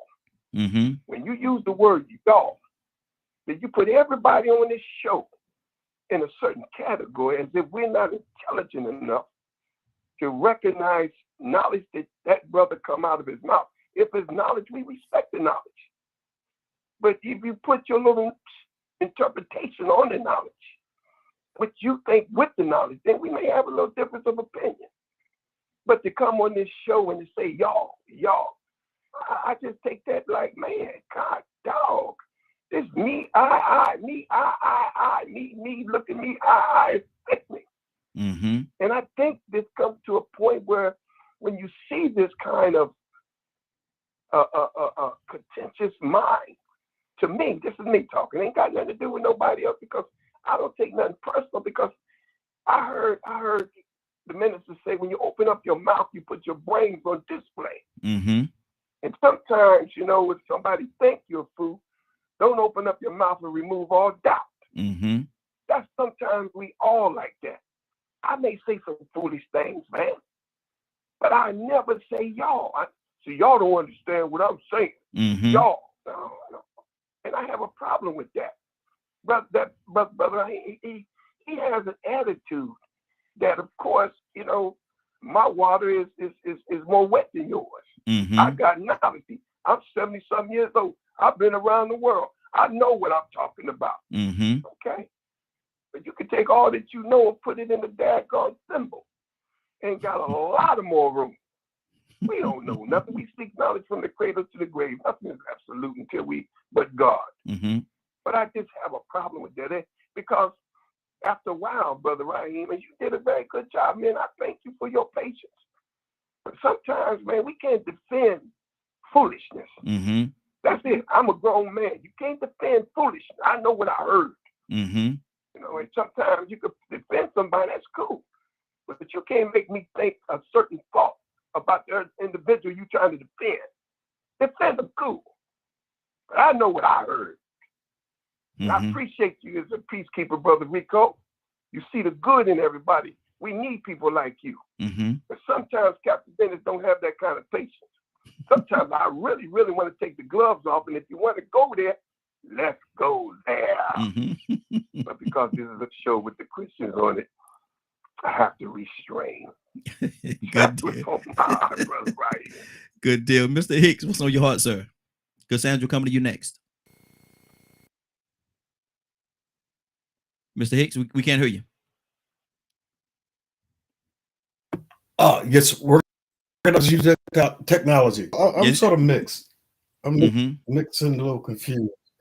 And I think it's sort of I guess we call it setting parameters, how things go, a consistent thing. I remember Mhm. a couple of weeks ago, we had a conversation and you had a question, but you prepositioned your question before that with something I didn't agree with. And that was a legal status, you know, and I was cut off. And there's a feeling when you, just in terms of this thing of communication, you want to be able to express your thoughts in an intelligent kind of way. Mm-hmm. But when someone's in control and they're saying, no, I'm in control, we're not going there, that's not what we're talking about. Sort of, it creates it's almost this thing about what speech does. When speech is not allowed to be openly, express your thoughts openly, you do it behind people's back. You do it with somebody else after the line and you talk about it. You know, because you didn't get a chance to express it where it could come to some kind of fruitful conclusion. Because I think that, you know, everything that I did in terms of social skills as a social worker was nothing I learned in college. You know, this guy, Vince Regan, he studied to be a priest. He saw something in me. And what he saw was that most of my life, living in the kind of household I had between my mother and father, that I was always negotiating between the two of them. My father didn't have the ability to express himself. He would get fumbled up in words, and my mother being an evangelist and a reader, she had that. So as an intermediary, I was standing between the two of them. So this skill was cultured in me real young, that I was always able to get in the middle of things and seek, like Rico, find a peace. So how do you see? Because I mean, a situation can be bad, and you can do and say things and make it worse, or you can say things and leave it the same. But you can do things to make a bad situation into a living hell. I mean, and when I say hell, some of that fire that burns in the ocean, burn of the earth, and that eternity burn that we got through Catholicism and a lot of different other things. I understand that. But I see that you create a hell when you don't have peace of mind, when you're all mixed up with the thing about how dealing with your children or your wife or your relatives. That's a hell. That's a mental hell. You can have everything. You can have food. You can have the heat on, but you're in hell because you don't have peace of mind.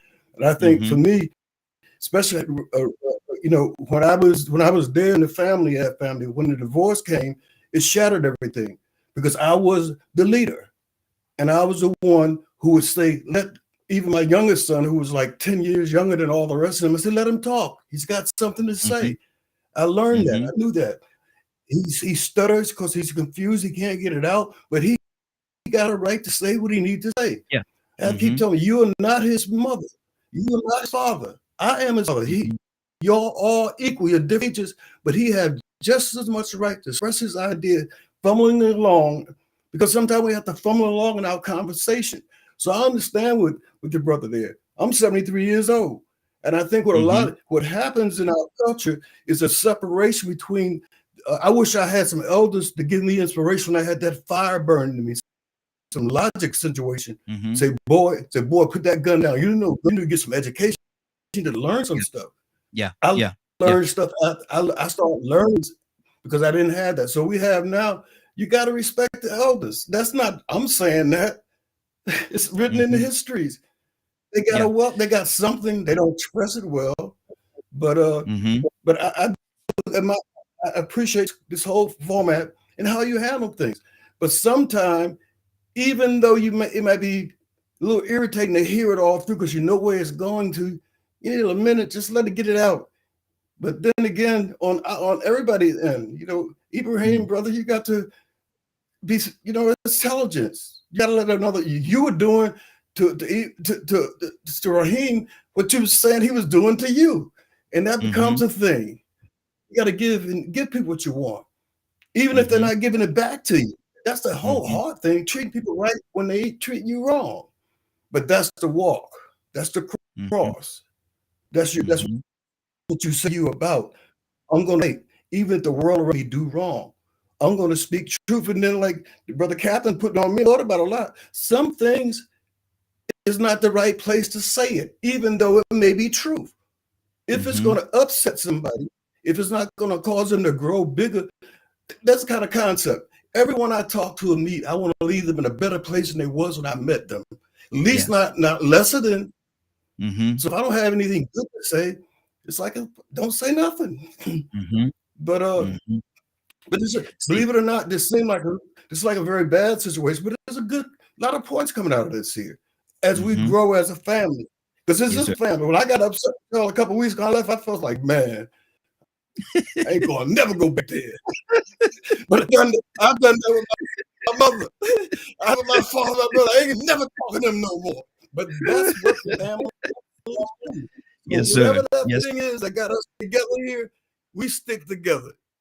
You walk with Abraham, but sometimes we old folks, we get a little cranky for real. Yeah.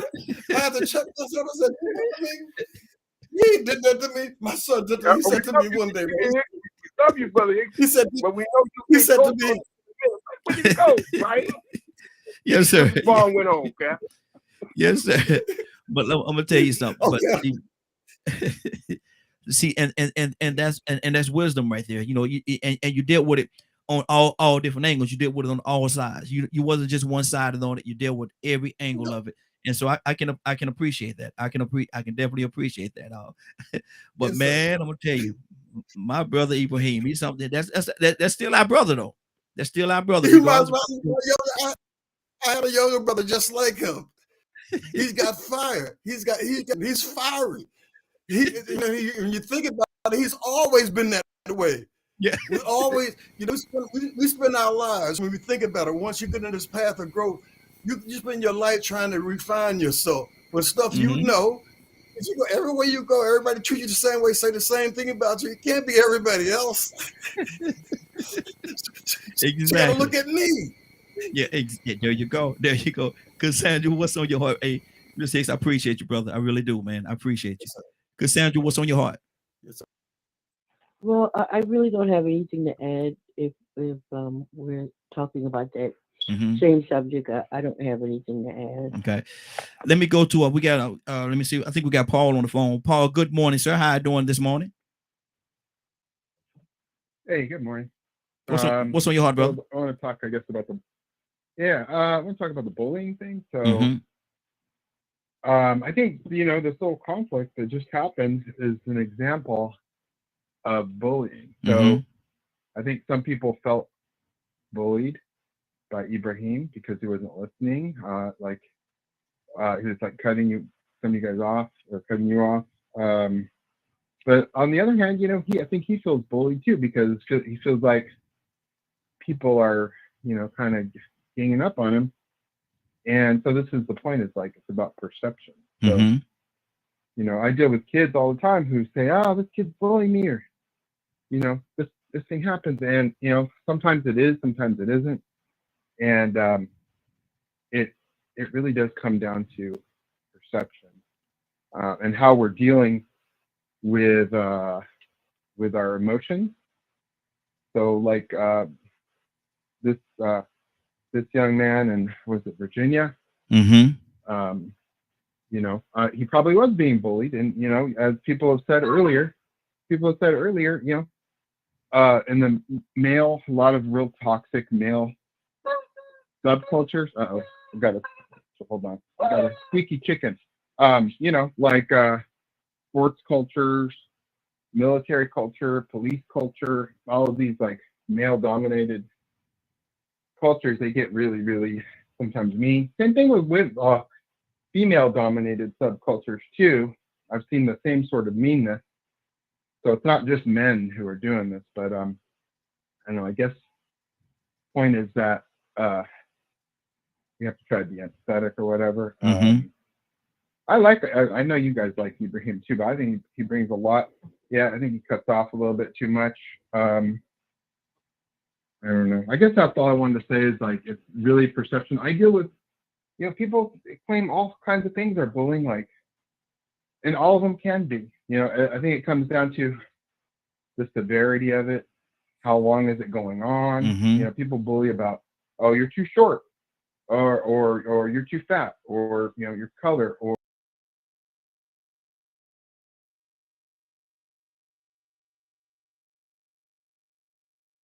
I think you froze up, Rico. Yeah, he did. He did. You said you had something to say though, so go ahead.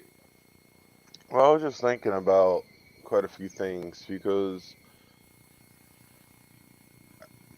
I think Paul's got a very valid point, and that was something actually I was going to bring up too, because we have a whole bunch of us have different opinions on things, and people can react to things that are said.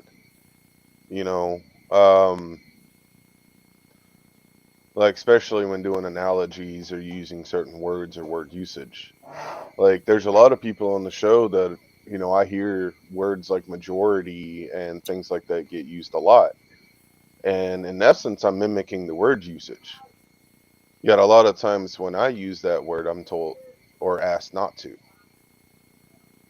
You know, you can't really group up people like that, but yet other people use it and it's not a problem. You know, and if we take that into consideration of what we're talking about with bullying and stuff, that causes a lot of confusion.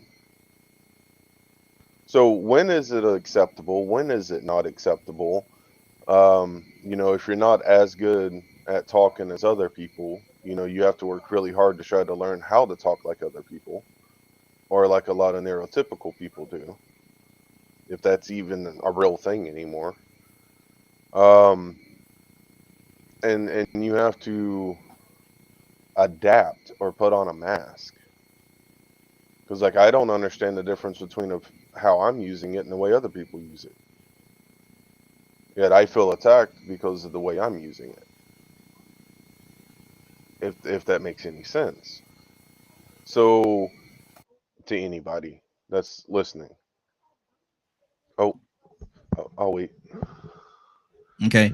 I was hearing what you were saying, Badger, and one of the things about it, there is no but. My thing is every day is a different situation, and every day, if I use one word today, we can come back on here Friday, and it could be a totally different situation, totally different scenario, and that word could mean something totally different. And so it's based on the timing of when it's used. The way that it was used this morning, when you said what you said, a majority of people, I wanted to take that time and use it as a teachable moment and say that we can't do that. It wasn't that it came from you or who it came from. It's just I use that as a teachable moment for everybody that's listening to understand that we cannot do that.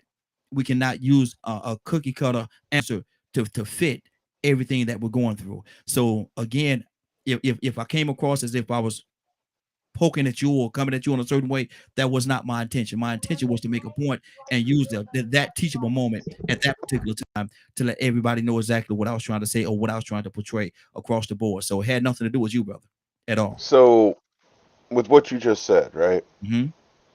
For people, Badger, before you say what you're gonna say, and I have to say this to you, we're not taking anything literal.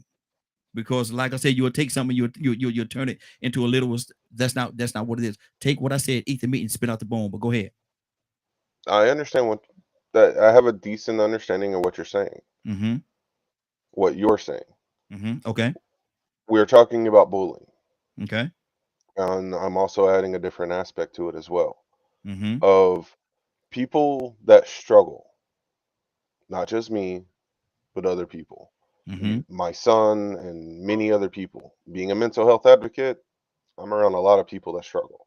Mm-hmm. Even though I hear what you're saying, my mind doesn't understand what you mean. Mm-hmm. Because the word itself, when the majority of people I'm around would rather talk about sports than talk about intellectual things, I am using the word accurately. Okay. That's your opinion, and I respect that. But at the same time, Based, that has nothing to do with what I just said to you, brother. But go ahead. so you're telling me to not take things literal. You're telling me you're trying do you realize that you're literally telling someone that is extremely literal? That is just how my brain will work for the rest of my life. I was Mm-hmm. born with this brain to So not take something literal. so how should I as a sender, how am I to cater it to make you understand it? How am I to cater that? That's not the point I'm That trying to come across. but see There are things if you you're will going if you're going say I will if never you're going understand. if exactly. And so my thing is, as a sender, how am I to say it in a way that you can understand it? However, You ain't answering my question. As a sender, I'm going to answer it if you how am I hold going to on. say it to you so you can understand it? If you hold on a moment, let me answer. Mm-hmm. However, I have went to therapies and talked to professors and stuff that I had to sit down and go, I need help learning this. Mm-hmm. I need to learn how I accept the fact that I will probably take everything literal for the rest of my life. Mm-hmm. However, knowing and communicating with other human beings, they don't mean things as literal as I do. They're not Mm-hmm. as Wrap this up, or Patrick. that We gotta move. as my We got a lot brain of people here. is. Wrap it up for me, brother. Wrap it up for me. Go ahead. However, people get bullied for these kinds of things all the time. Mm-hmm. And this is the mental health aspect of life. Just even though that's your view and you're the sender and you're trying to make sure I understand that it's not literal, it's also how open-minded are you to accept the sender, to accept the fact that the other person might not ever understand that. Okay. So what am I to do about that?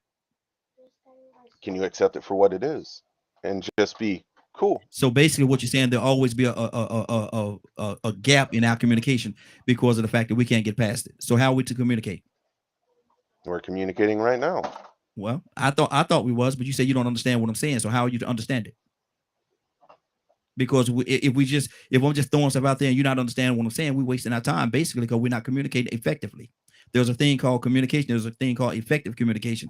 And from what you're saying to me, we're not having either one of them. We're not having it right now. But I got to move on. Got to keep it going. Cassandra, what's on? No. I got to hold on. Somebody else just came in. Who just came? Toya with a T. Good morning. How you doing, Good morning. How you doing, young lady? Good morning.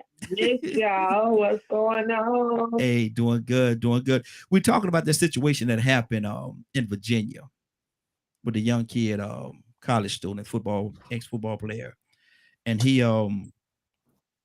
went on the bus, killed 3 people, wounded 2 others. Wait a minute. Hold up. Stop. Wait a minute, Raheem. Stop it. I've been up under a rock. Stop. Oh, you didn't hear about that? You said what? No. Wow. Yeah, man. This is at the University of Virginia. There was a young man. He his dad said he was being bullied. He went on the bus. They was coming back from a trip. Went on the bus and he killed 3 people, and wounded 2 others. Now his life, now his life is pretty much over as well. So technically, 4 people lost their lives, and 2 others, Right. 2 others are fighting for their life right now, and because of bullying.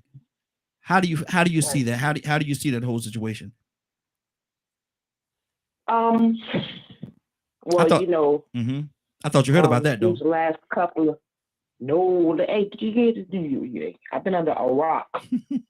I ain't even been nowhere. I ain't even been on a show. That's for a reason. I have no idea what's been going on in the world because I've been in my own little world. However, the world that I've been dibbling and dabbling with here lately, I had some workplace bullying going on too. You know, my last name Fluker. You walk in the dust, leg ass, father, poker, you know? Right? Then they do all these different little things to make it hard for me.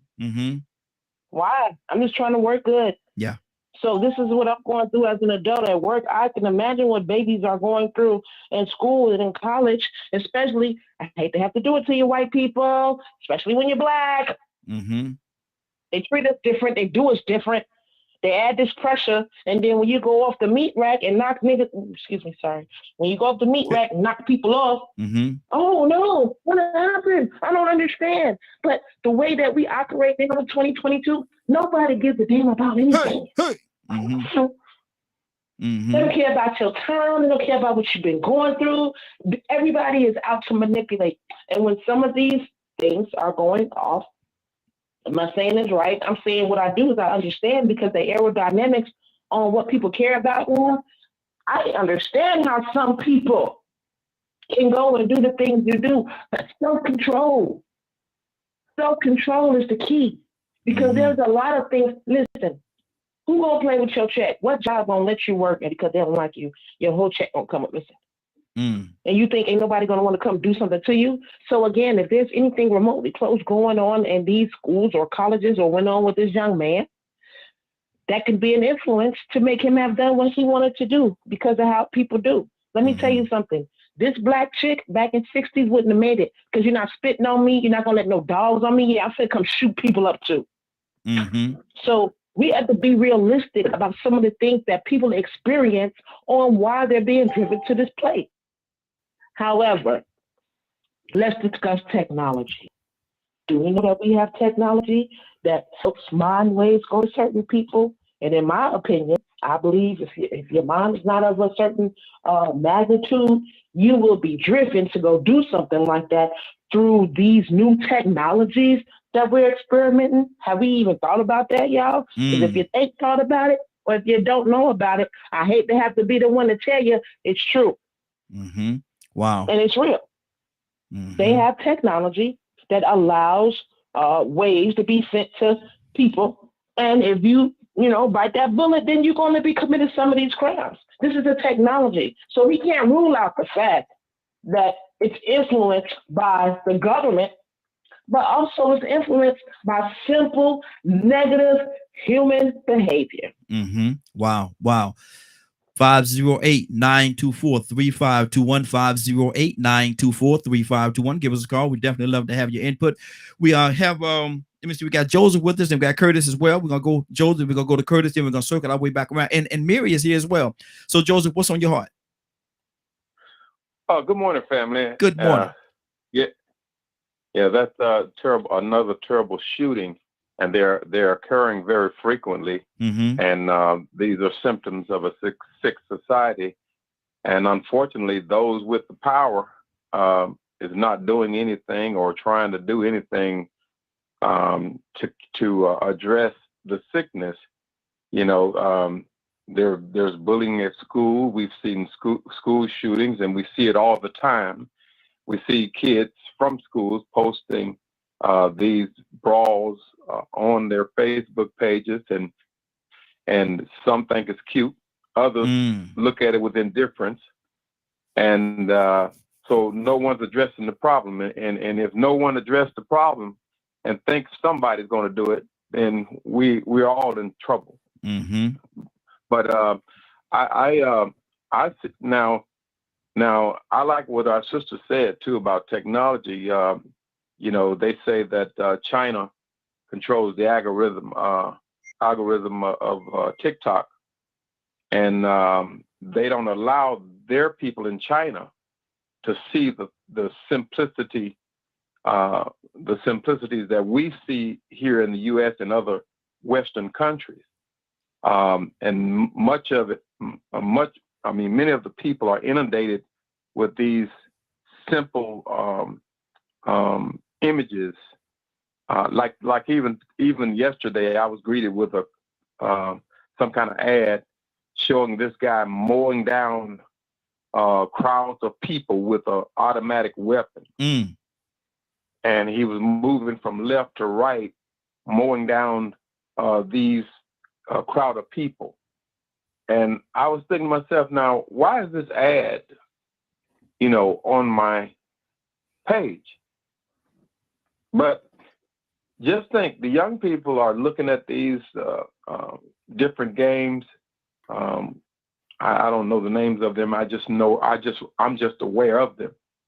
But when you're inundated with all this violence, the mind is a very peculiar thing. It's an awesome thing. It could be influenced. They can have you buy a pizza just by flashing a slice of Pizza Hut across your television screen. You see, because the mind is a very powerful thing, and if you inundated with the wrong stuff, man, you create a monster. Yeah. So yeah. I agree with Toya with a T. Good deal. Good deal. Curtis, good morning, sir. How you doing this morning? Hey, what up, family? How y'all doing? Hey, doing good. Doing good. Hey, good to have you back, brother. Definitely good to have you back, man. What do you think about the situation that happened in Virginia? Was it a case of bullying gone wrong, or what do you think it was? What did you see? Me personally, man, I honestly and truly believe that was the situation of hazing, man. Gone wrong.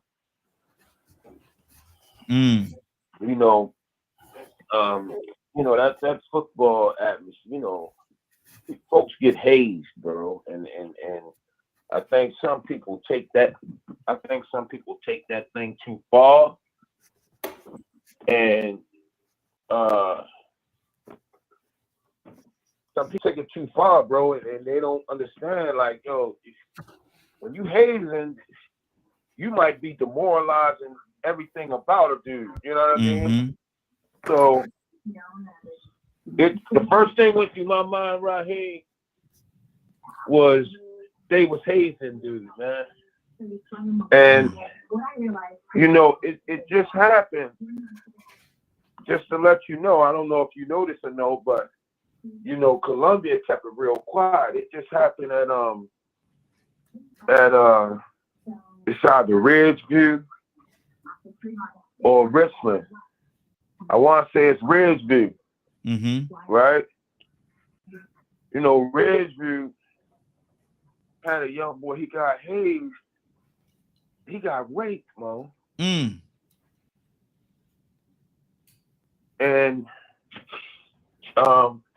they really didn't deal with it appropriately. But me and my son, we had to have a long talk because, when he told me about it, I'm like, what?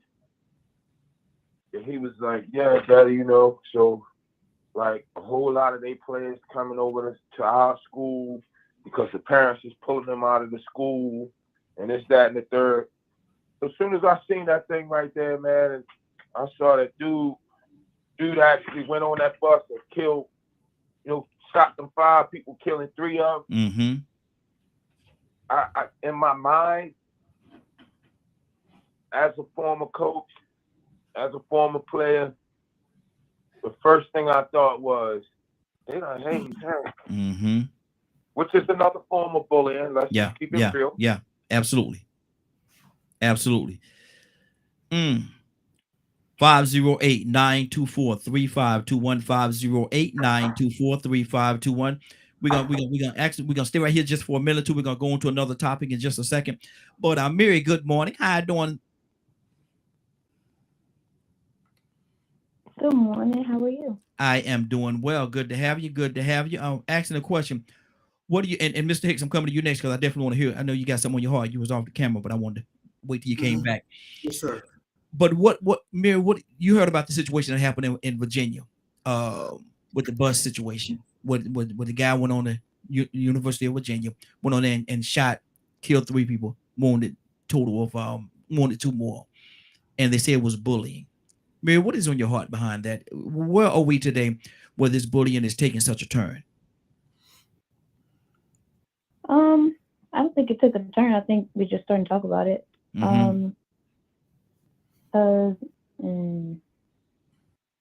Like in, I don't care. I'm gonna say it. In the Navy, there's a lot of hazing. You can say what you want to say. You can call it what you want to call it. It's hazing.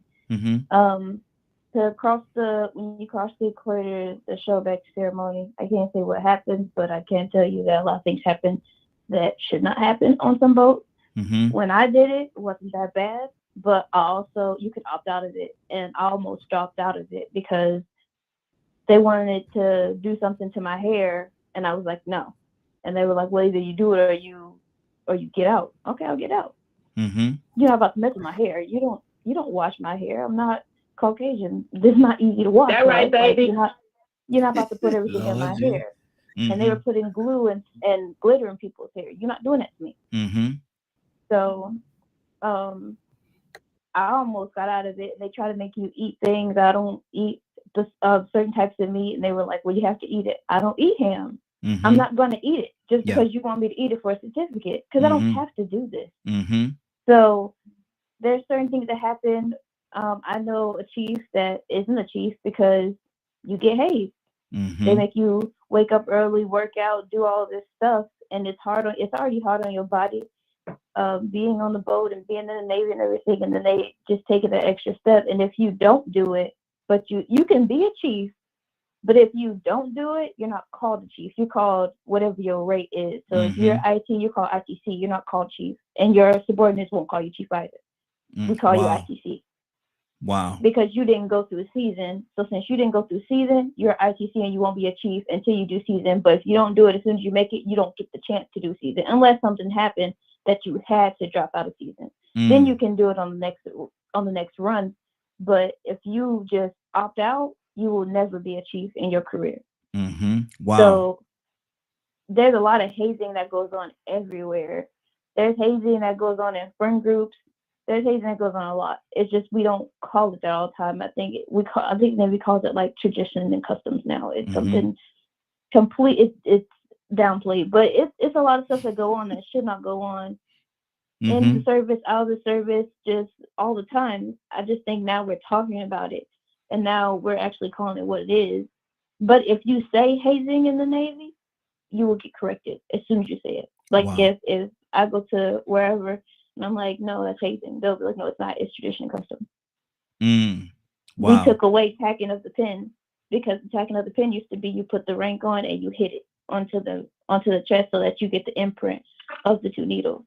We no longer do that because the Navy can't downplay that as custom and tradition because it's hazing and it's dangerous. Wow. So now we don't tack on the ranks anymore. We don't tack on the pins anymore.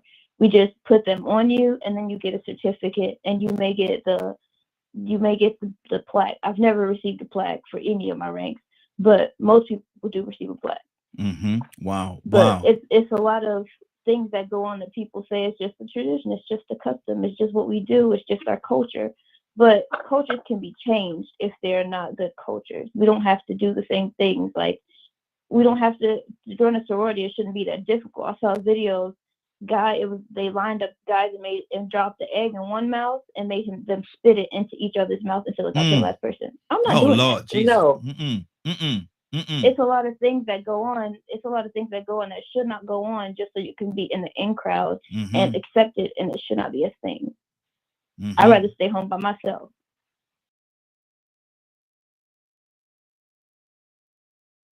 And Raheem just froze up on us, man. But go ahead, Hicks. You still heard on the stream, and I come after you. What happened? He froze up, but they can hear us. Go ahead. Okay. Oh wow, it's a lot to unpack there. A whole lot. I want to speak to something back earlier, and in terms of my studies about religion and the history, is that the origins of words are so confusion, because they mean different things, but how to use in a sentence, how to use with the different emotion. But what I learned, just in terms of overcoming being bullied, found that bullies look for certain signs in people they're predators. Just like them lions and stuff out there, they look for a weakness. They look for something in the person that make them feel secure, that they can accomplish whatever they're trying to do, humiliate something or have something. And a big part of for me was building up my self-esteem, building up my belief in myself. And it came for me through studying boxing and martial arts. But that was just in the physical point. But in the intellectual and in the mental part of dealing with people, you got to put the same effort and strength in your mind. And I refuse to let doctors diagnose me and put a label on me and tell me that that's the way I'm going to be forever. I don't believe they have that kind of power in my life. I never gave it to them. You diagnose of this and diagnose of that, and you begin to lean on that. But you have within you, it's great to put it inside you, the strength to build yourself, not to be a violent man, but be a man that believes in yourself and strong enough to weather the storm. And I read this book going back some years ago that really, really shaped a lot of my thinking with everything else I had. And this book was Ron Luis Miguel. He wrote this book, The Four Agreements. In those agreements, the first two he put out there was being impeccable with your word. That means tell the truth. It's a radical thing, but tell the truth about what's going on, how you feel. Just be able to be truthful, find the strength to tell people the truth about what's going on with you. And the second thing, the most important one, was not take personal. It's not an easy task, but when you begin to take something personal as attacking who you are, it's indicating that you're not sure who you are. So you need to get some strength there. And whether it's Native American culture, like I said before, I documented it, I'm in that line. And the biggest thing I had with dealing with the invaders was that they spoke with forked tongues. All their words had double meanings. All their words meant different than what they were saying. It's either legal talk now, even down to the politics. Legal talk, you get in court. That the words. Go ahead. Go ahead. I guess I'm saying to Badger, just on that level, and it just who's in my spirit to say this to you. And I'm gonna call you later. I'll give you my number. You could call me. You think you are. You have more strength inside you than you think you have. All of us human beings. That's something that was deposited in us. Now we get traumatized childhood by society and feel like you can't say what you do. But when you get strong inside yourself, you'll say what you need to say. And then you'll dialogue the person to make them understand if you're not saying it correct.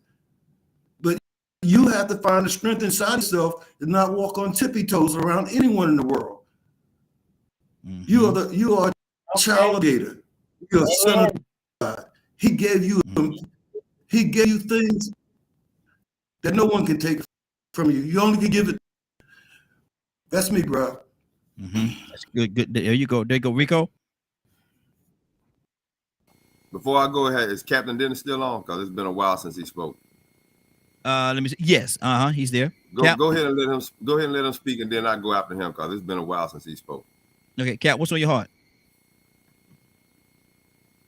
Oh man, I love the conversation. I think, brother, in your conversation with Badger, you kind of really try to understand where he was coming from. But I took Badger's words as sometimes you have a problem, I think, comprehending. You know, it's a little different when somebody talks to you. Can you comprehend what he's saying? And I think that's the word, be able to comprehend. And I think Badger gets frustrated when people don't understand that he sometimes do not comprehend what they're saying. And that not being able to comprehend has something to do with my brother's health or what may be a mental illness. I don't want to like to use the word mental illness, but he deals with that. And I think, Brother Badger, we all, we pretty much know you. We love you. God knows we love you. Anybody say anything negative, Badger, we got to fight everybody on here. Mm-hmm. You got so many people that would defend you. And Brother Badger pretty much is almost talk to everybody on the side. I mean, many times Badger called, we talking. And of course, when I talk to Badger off the air, I'm saying encouraging things to him. And I'm sure everybody else who talks to Badger off the air say encouraging things to him. So sometimes, Brother Badger, as you have a hard time comprehending, but I think you sometimes don't comprehend the love that everybody's giving you here. And I think, sometimes people, there's old saying, sometimes people every cries against them, and that's not the case. I love great conversation. I have mad respect on everybody, even Raheem. I mean, even Ibrahim. Mm-hmm. I mean, he's an elder, man. That's my brother. He's a Muslim. I mean, we're gonna throw down. I'm not gonna take it personally. Period. Have you ever heard when they say you set in your old ways? Mm-hmm. I think brother just set in his old ways. I mean, that's just the way it is. Mm-hmm. I respect anyone who's my elder, truthfully. And sometimes Captain D, as brothers say, go off the grid. But man, I got this mad respect. There ain't nothing y'all can do about that. Mm-hmm. I don't take nothing personally. I get a little mad like everybody else. But I ain't like Brother Hicks. Take my ball and go home, Brother Hicks. That's not a slight, Hicks. That's not a slight, man. I'm not throwing no rock at you, my man. But anyway, we all feel that way sometimes, that we get frustrated when people misunderstand us. Mm-hmm. But that's the beauty, Raheem, that you give us. You give us this opportunity. I mean, I ain't seen Curtis since Lincoln died. Where you been, Curtis? Hey, good God Almighty! But I'm all glad to see you back in the groove again. But I love everybody, and Brother Raheem, if I said anything, honest to God, I got to always do this because, I mean, I love Paul. Paul, I know what you think, but I do, for real. But I want to say this, if anything that Brother Dennis said, truthfully, this is coming from my heart. You can take it or you let it alone. I don't mean to insult no one. Mm-hmm. And if I did, please forgive me. Charge it to my head, but not my heart. Thank you, Brother Raheem, for giving me this opportunity. Yes, sir. Thank you, Rico. Man, I almost told you to go to Donald because it's been a while since he talked, but I'm gonna throw him an alley-oop. He wrote a book that speaks about the fragility of the mind. And just like glass, they have it on the box. You have to handle with care. Because if you don't, you drop it, that glass is gonna shatter. It's gonna break. And sometimes that's what happens to people. They break, and we wonder what happened. Some people say, I didn't see it coming. Then some people could say, I saw it coming. I think I told you the story before about my friend I grew up with that killed his twin and his oldest brother. Mm-hmm. And it was a shock to everybody. But I saw things when we were 7 and 8 years old that led me to believing that he gonna do this one day. Mm-hmm. I saw things that was going on that was normal. And so your daughter came in and knocked it out the park, man. So now we got this thing called abuse. We got hazing. We got bullying. All of those things are first cousins. Mm-hmm. And what bullying does, it pressures you, put pressures on you, or it pressures you into doing something that you might not want to do. Mm-hmm. Influence, persuasion.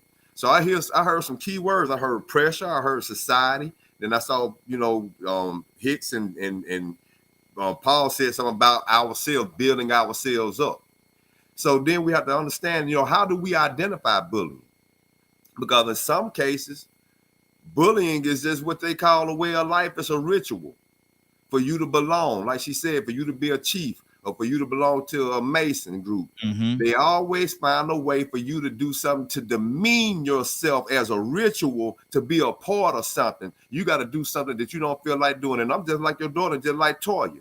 I dare somebody to initiate me with this foolishness. You ain't got to make me do nothing stupid to be a part of this. I'm good. You know you deserve to have. Y'all will be a blessing to have me to be a part of this. But you think you fixing to have me doing something to demean myself, to prove that I need to be a part of this group? No, you're not going to bully me. You're not fixing to pressure me. You're not fixing to break me Mm-hmm. into saying, yeah, y'all, he went ahead and did something strange for a little piece of change to fit in. Mm-hmm. Because you know, people, they got casting couches. Yeah. It goes on everywhere. Mm-hmm. But see, sometimes we take these rituals and call it what they call a badge of honor. Mm-hmm. Or we'll call it building tough skin. Mm. That's just what we do in the hood. We play the dozens. We Jones. We crack your mama jokes. Mm-hmm. Some of them mama jokes be personal. Ooh, boy, your mama so fine. I'll do this to her and I'll do that to her. Wop, wop, wop, wop, wop. Oh, Yeah. man, it was just jokes. No, ain't no joke. So it's like, how do you identify bullying? Sometimes what we call encouraging people and building people up is bullying. Mm-hmm. Building tough skin. Now, don't get me wrong. You got to teach your boys how to fight. You got to teach your girls how to protect themselves. You got to do that because for some reason we are in a society. You know, we got to build ourselves up, but it takes some encouraging and knowing, are you bullying people in the name of trying to encourage them? Because if you're trying to encourage them by bullying them, by making them degrade and demean themselves, then you creating confusion. Yeah. Because you can actually encourage somebody. To me, if you're encouraging somebody, you're going to do something righteous and good. You know what? If you want initiation into this group, go out and help a homeless family for a month straight. Yeah. Yeah. You want initiation into this group? We want you to lose 10 pounds by the end of the month. Mm-hmm. You could do some honorable things to be initiated into some groups or cliques or just to fit in. But psychologically, they manipulate you with MK Ultra, influencers. They tell you to do negative things, and then they reward these people for telling people to do negative things. And all of a sudden, you a troll like Charleston White, sitting back laughing at people, or you making music about smoking on people's mama and doing other sensational things, and it's still mental bullying and breaking the mind is truly fragile. Mm-hmm. Now imagine coming from a household where you don't even, like Toya say, we don't come pre-programmed. You don't come with this thick, you don't come born with thick skin and toughness and comprehension and learning how to break down how to defend yourself or how to understand. Somebody got to take quality time to teach you how to do these things in a righteous way. Good. Now, Rico, you talking about losing 10 pounds in about 30 days, man. You talking about me not eating my Browns butter pecan ice cream at night, brother. We got a problem. Oh, you can do that. I like my Browns. You can still eat the butter pecan. You just might have to do a little bit more exercise. Oh, okay. Well, you just have to encourage them. Well, I'm just saying, man. You ain't gonna tell me not to eat my Browns butter pecan ice cream. Now you started to trip a little bit. Now you're tripping. Curtis, what's on your heart, brother? Oh, I don't have too much, man. I'm just listening, saying where is it going? Is there anything specific you want me to? No. We open conversation right now, but we actually got about 20 minutes. We're ready to get on out of here, so we having pretty much open conversation based on what we was talking about. Tucson, anything on your heart, brother? Still talking about bullying. I thought about I don't know if anybody pledged on the line. I was in the military. Matter of fact, I thought about when Mary was talking. My son just made chief. A few times he said, "Man, I don't want to do this." When even in basic training, there's another level of what I'll just call influence, just to get in the military. Some don't make it. I remember when I was online in college, I told one of the big brothers, as soon as I get off this line, I'm gonna do you something real bad. Because he was little fella. Not no, I wasn't no bigger than him. But we was about the same size. And I told him, I said, as soon as I cross them burning sands, I'm gonna get you. And you have no doubt about it. Don't even doubt it. I'm gonna get you. Because it was was a challenge. Let me just call it a challenge. Some people don't appreciate some level of challenge that society has to offer, Mm-hmm. and they break. Yeah. And it breaks them. I'm talking about it does them something beyond just their normal. So you have to watch yourself, Mm-hmm. because you can't take everybody and treat them. Sometimes you gotta back off people, because I remember, I don't know if the guy name was Zamsky when we was in basic training. This guy here, I remember his eyes rolling in the back of his head. Mm. And they told him, you can't have no nervous. He says, Drill Sergeant, I'm having a nervous breakdown. And he says, you can't have no breakdown here, soldier. Mm. And his eyes just rolling in the back of his head. I said, Lord have mercy. Mm. You know what I'm saying? One soldier Yeah. decided that he couldn't take no more. And he took one of the weapons and he blowed the drill sergeant's head off. Good Lord. Mm. I'm just saying. Breaking points, brother. Breaking points. Yeah, I'm breaking points. Yep. Yes, sir. Breaking points. Better believe it. Ibrahim, what's on your heart, brother? Not a whole lot. I was just thinking about violence and bullying Mm-hmm. and how I went through it and how I dealt with it. I remember when I first started high school, I was a straight A student, and science, heavy in science, Mm-hmm. astrology, math. And when I got to high school, I was big. I was a big guy. I was 6 foot tall, 13 years old. I was 6 foot tall, 6'1". I weighed approximately 180 pounds. I had muscle, the whole 9 yards. I worked a lot. My dad was working a lot in the kitchen stuff. And the boys tried to come at me because I looked dumb and asked me for my money. So I'm not going to give you that. My dad told me not to. Oh, why did I say that? They came at me, and then I virtually massacred those boys. Mm-hmm. But one thing I didn't say, my dad told me if I ever come home crying with my butt kicked, he's going to kick my butt, keep sending me back to get some more. And then I left my academic pursuits, and I got to like to fight. And I used to like to fight bullies. And, I don't get into a lot of that because I have a history of violence.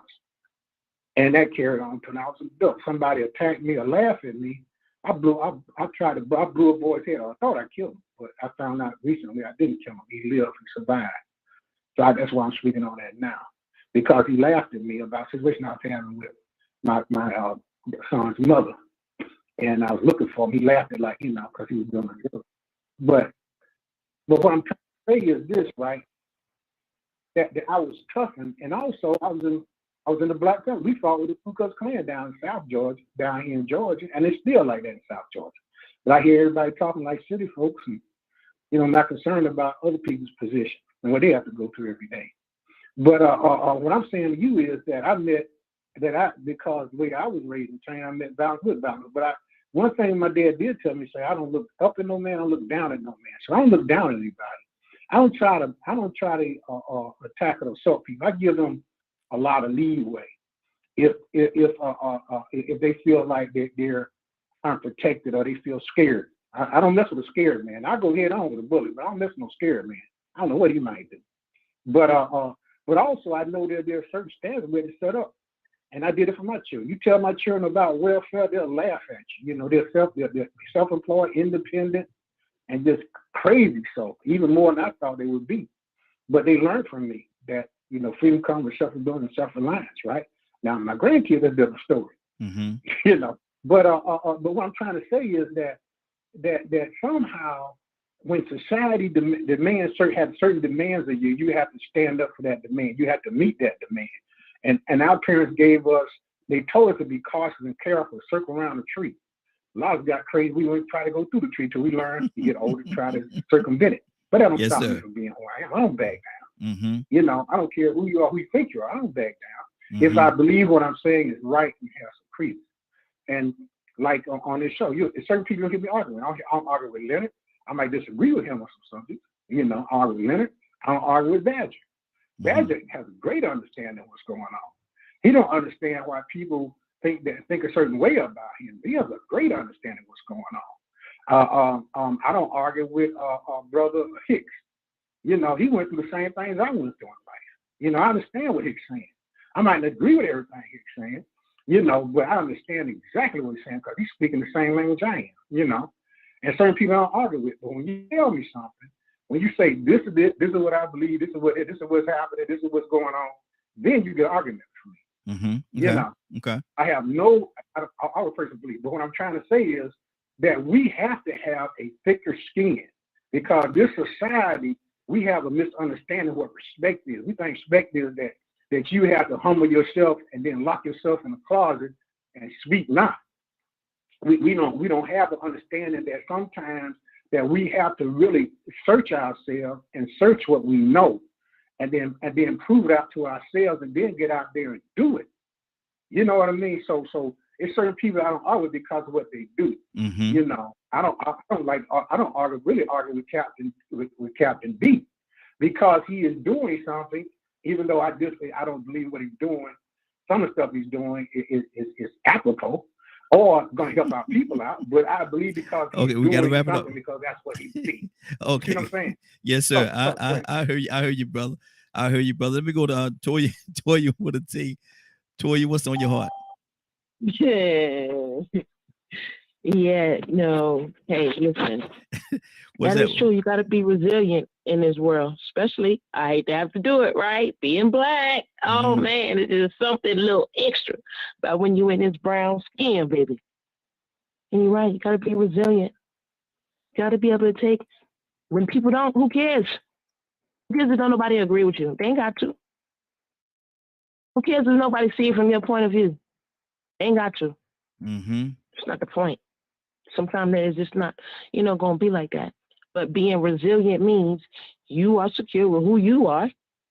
And no matter what the conditions are, you're going to bounce back.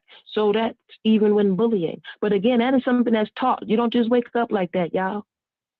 We take a lot of granted on when from zero, when we come out knowing nothing, zero, that everything we see, hear, and experience help build what we think we know.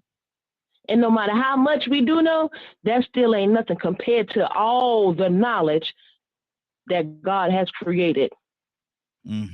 But whether you're being bullied, whether you being, being black is like being bullied all the time. So there's always something. They fooling with you for being in the neighborhood. They fooling with you for doing this. But white people do it. White people can walk down the street, and we know white people shoot up schools, but white people can still walk down the street with guns. Black people can't. Knowing we were enslaved, knowing the things we got through, you know what I'm saying? So again, when it comes to being bullied, when it comes to just, undergoing the challenges of your life, because the devil's going to use whatever he got to use. If he got to use color, if he got to use gender, if he got to use music, whatever he's going to do for you, he's going to do it. But you have to be resilient. You have to be able to know, the difference between right and wrong. And you have to be willing to want to make a change. Some things you have to endure, right? But I'm not going to endure. I'm with Mary. I'm not going to be some stuff I'm not going to do. I wasn't going to do the military because I wasn't going to willingly make an oath to some people I don't see, I don't know, and go when they say do something, I got to do it. I did ROTC, it was Cadet of the Month 2 times straight, and I was like, no, I won't do that. Because I am, again, willingly giving him an oath saying, yeah, I'm going to run around the block as much as you say. I'm going to wake up whatever time of morning screaming, with you screaming, yelling, acting all goofy. Yeah, if you tell me to go over there and shoot them because they is, I'm going to shoot them.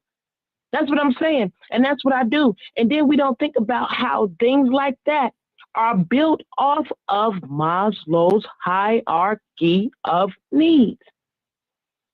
That little component right there controls everything that we're talking about. And when you add influence on it, that's how we have people willingly signing up to join the army who they know slaughtered their people in the name of freedom. Willingly. Wow. And they give them crumbs. They get them crumbs. You know what I'm saying? But again, we just have to, be strong. We have to know the truth. We got to be resilient, and we got to be willing to make change. Badger? Rico said a couple of things earlier that really got my brain going. Of how many people, like, I remember I was asked when I was younger because I was sensitive if I was something that I wasn't. You got to man up. You've got to do this or do that. And I never understood at the time that that's a type of bullying. But it's made me wonder how many people have grown up with this mindset of you have to be a certain way because of this, or this. And, we ask all the time, why is society where it's at now? And to be honest, in my personal view, it's because people have forgotten how to teach what emotions are, what responsibility is, how to have an open conversation with understanding on both sides and patience to make sure both people are on the same page to actually have a discussion, even if it's an agree to disagree. Because every time you turn around, I know people are saying, you don't have to walk on eggshells, you don't have to do this or do that. Yet you do. You have to in this society, unfortunately. And anyone that doesn't, they get attacked. People's feelings get hurt. Me and you've had that conversation too. I made a comment Friday or Thursday last week of comparing autism and being black. And that triggered people, right? Or at least that was the understanding I got from you. Was that triggers people. Yeah. And then, it's. I think there was a larger part, you and Aaron's conversation, but I was just a part of it. But yeah, go ahead. I know what you're talking about, though. Me and Aaron talked, and there is no another analogy that fit that situation. None. Nobody's come up with one since that would actually properly describe it. Yet it's triggering. So because of me being white skin, I'm never allowed to make a comment like that. So because it's triggering. Yeah. Let's deal with the whole of the conversation. I also said I said to you that a lot of times on the broadcast here, if anybody say anything about Indian or indigenous people, you always had find a way that you have to comment on what they said about Indian or indigenous people, because that's a trigger to you. If anybody on this broadcast ever say anything about Indian or indigenous people, Badger, you're going to find a way to comment on what they say, because that's a lot of times it's not accurate. Well, we're not talking about accuracy. We're talking about triggers.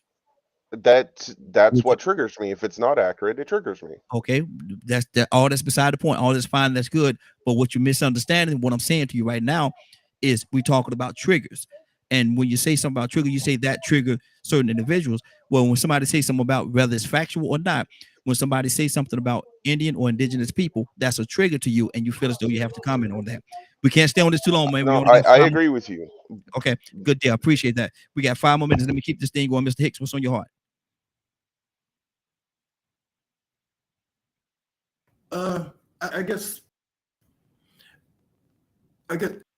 I guess just speaking right from what Badger said, what I'm feeling is when I started studying martial art and studying and found out how good I was, I didn't know I was good at it, and found out how good I was.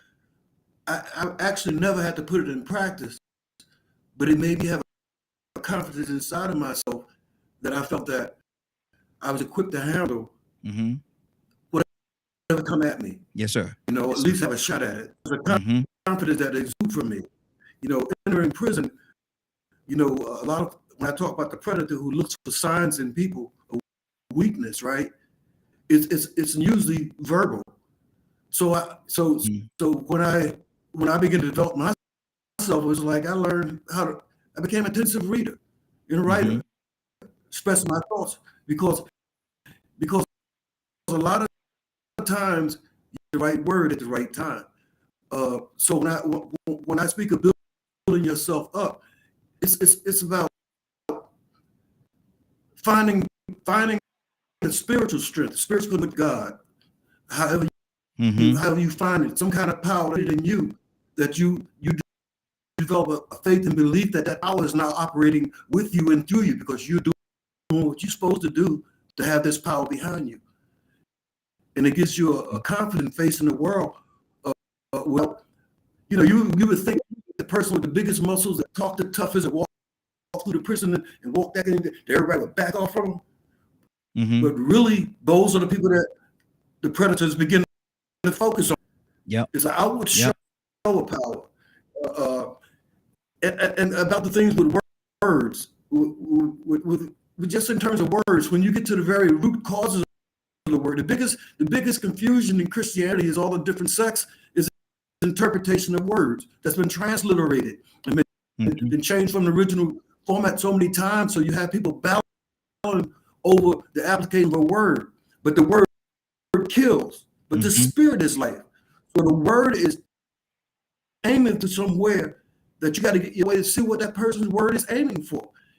And you got to look for the best of it.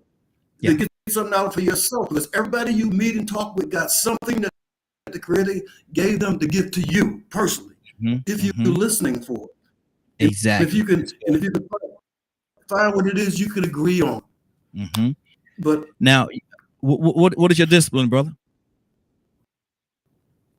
A discipline? Yeah, you say most. How was this? Well, I started Taekwondo.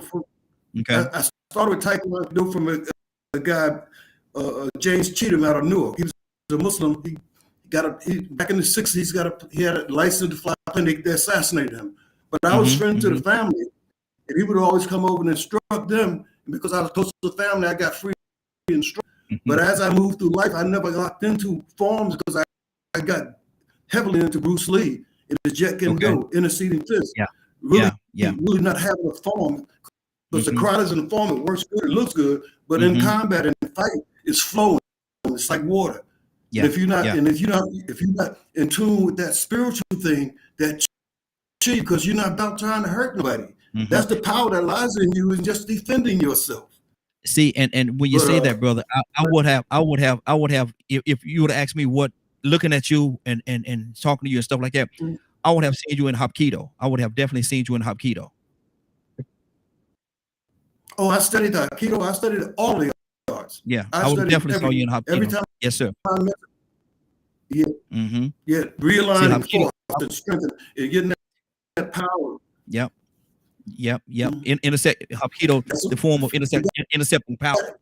Yeah, that's exactly what it is. Form of intercepting power. Absolutely. Absolutely. But anyway, we're talking. You and I can talk about that all day later, brother. Yes, sir. Yes, sir. Let me go to Cap. What's on your heart? Cap, you there? Well, yes, sir. Yes. Well, man, brother, hey, go ahead, my brother. Man, oof. Yes, sir. Yes, sir. Brother, but one of the things that we all had to do, man, when I came up, remember now, I'm 68. I'm still a young man compared to my elders on here. But I joined the Nation of Islam. I was 18 years old in 1972. So all my life, I have been under the discipline of Islam. I have not been 100% practicing like I should, but Allah is the best knower. But one of the things we definitely had to do was learn the arts. That was our thing, Master Musa. Everybody knows Musa. He was our champion in the arts, man. That brother, he changed the whole game of the arts. We study Sanuk now under brother Sensei Aziz, who was brother Anthony. So you kind of developing your skills. I like that. Why is art? Why it's a discipline. It most certainly. Yes, sir. It's not a discipline where you're the aggressor. No, it's not designed for you to be the aggressor. Most people that's in the arts are very, very mild people. You would never know that they have that kind of power because in the arts you're taught to be very humble and not to be the aggressor. So you vary some, So how you look at somebody, you say, "Yeah, I'm gonna run a boarding." Well, you run a boarding, but you're gonna live back. Absolutely. No question about that. But I love the arts. But let me say this: I'm wrapping up. Thank you so much, Raheem. I tell you, man, I get off this show. I don't know, was you supposed to be on yesterday? Because I tried to get on yesterday. You took a day off. What happened? Yeah, I had a little situation. I had to take her yesterday. Yeah, one of my look, one of my babies needed me, man. So one of my babies needed me, so I had to be there. Okay, well, you got right, man. I had to get me a shot. I was shaking, I need a little morning glow, man. There you go. It's like morning glow, like trying to get your coffee, man. But shoot, I didn't get my fix yesterday, but nevertheless, I enjoyed myself. Everybody, thank you so much. Right here, I'm looking forward to Way Out Wednesday. Y'all, tomorrow now, all the gloves coming off. It's gonna be rough. A lot of stuff you want to get off your chest. Tomorrow's gonna be the day, man. Look here. I think our topic tomorrow should be let's just fight. Let's just fight. Go ahead. You don't want to go down tomorrow, y'all. Don't get on. I'm just going to say, y'all going to get personal and you feel it's going to get hurt. Don't get on. Yeah. I love a good fight, man. Come on, man. Look, let's just fight.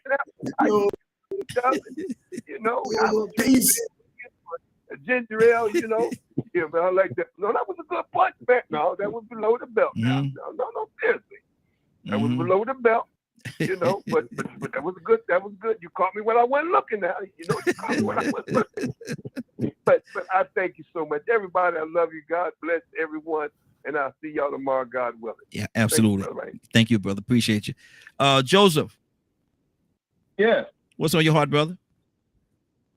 Oh man, I just enjoyed listening and learning and gaining more wisdom from the Morning Glow family. Yes, sir. Yes, sir. Good to appreciate you as well. Cassandra,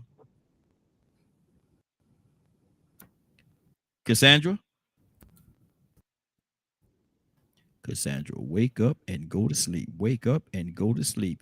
Mary, you there? I'm here. What's on your heart? Tomorrow we're gonna talk about let's just fight. So come ready to fight. Be ready to fight tomorrow. Let's just fight. No. Families fight sometimes, so let's just fight. That's all it is. Mary, anything on your heart before we get out of here?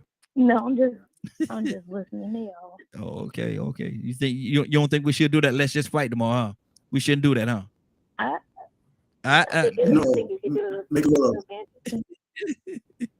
Oh, it will be interesting. The Raiders gonna go through the roof tomorrow. Toy, you with a T, talk to me, sis.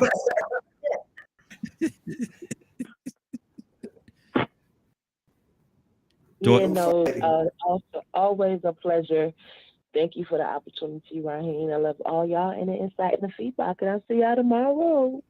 Hey, Toya, let's just fight now. You know what we're talking about tomorrow. Let's just fight. We might not talk about that tomorrow. We might not. It might be something totally different. Rico, talk to me, brother. What's on your heart? We don't have to talk about that tomorrow. We'll wait till Friday. There you go. There you go.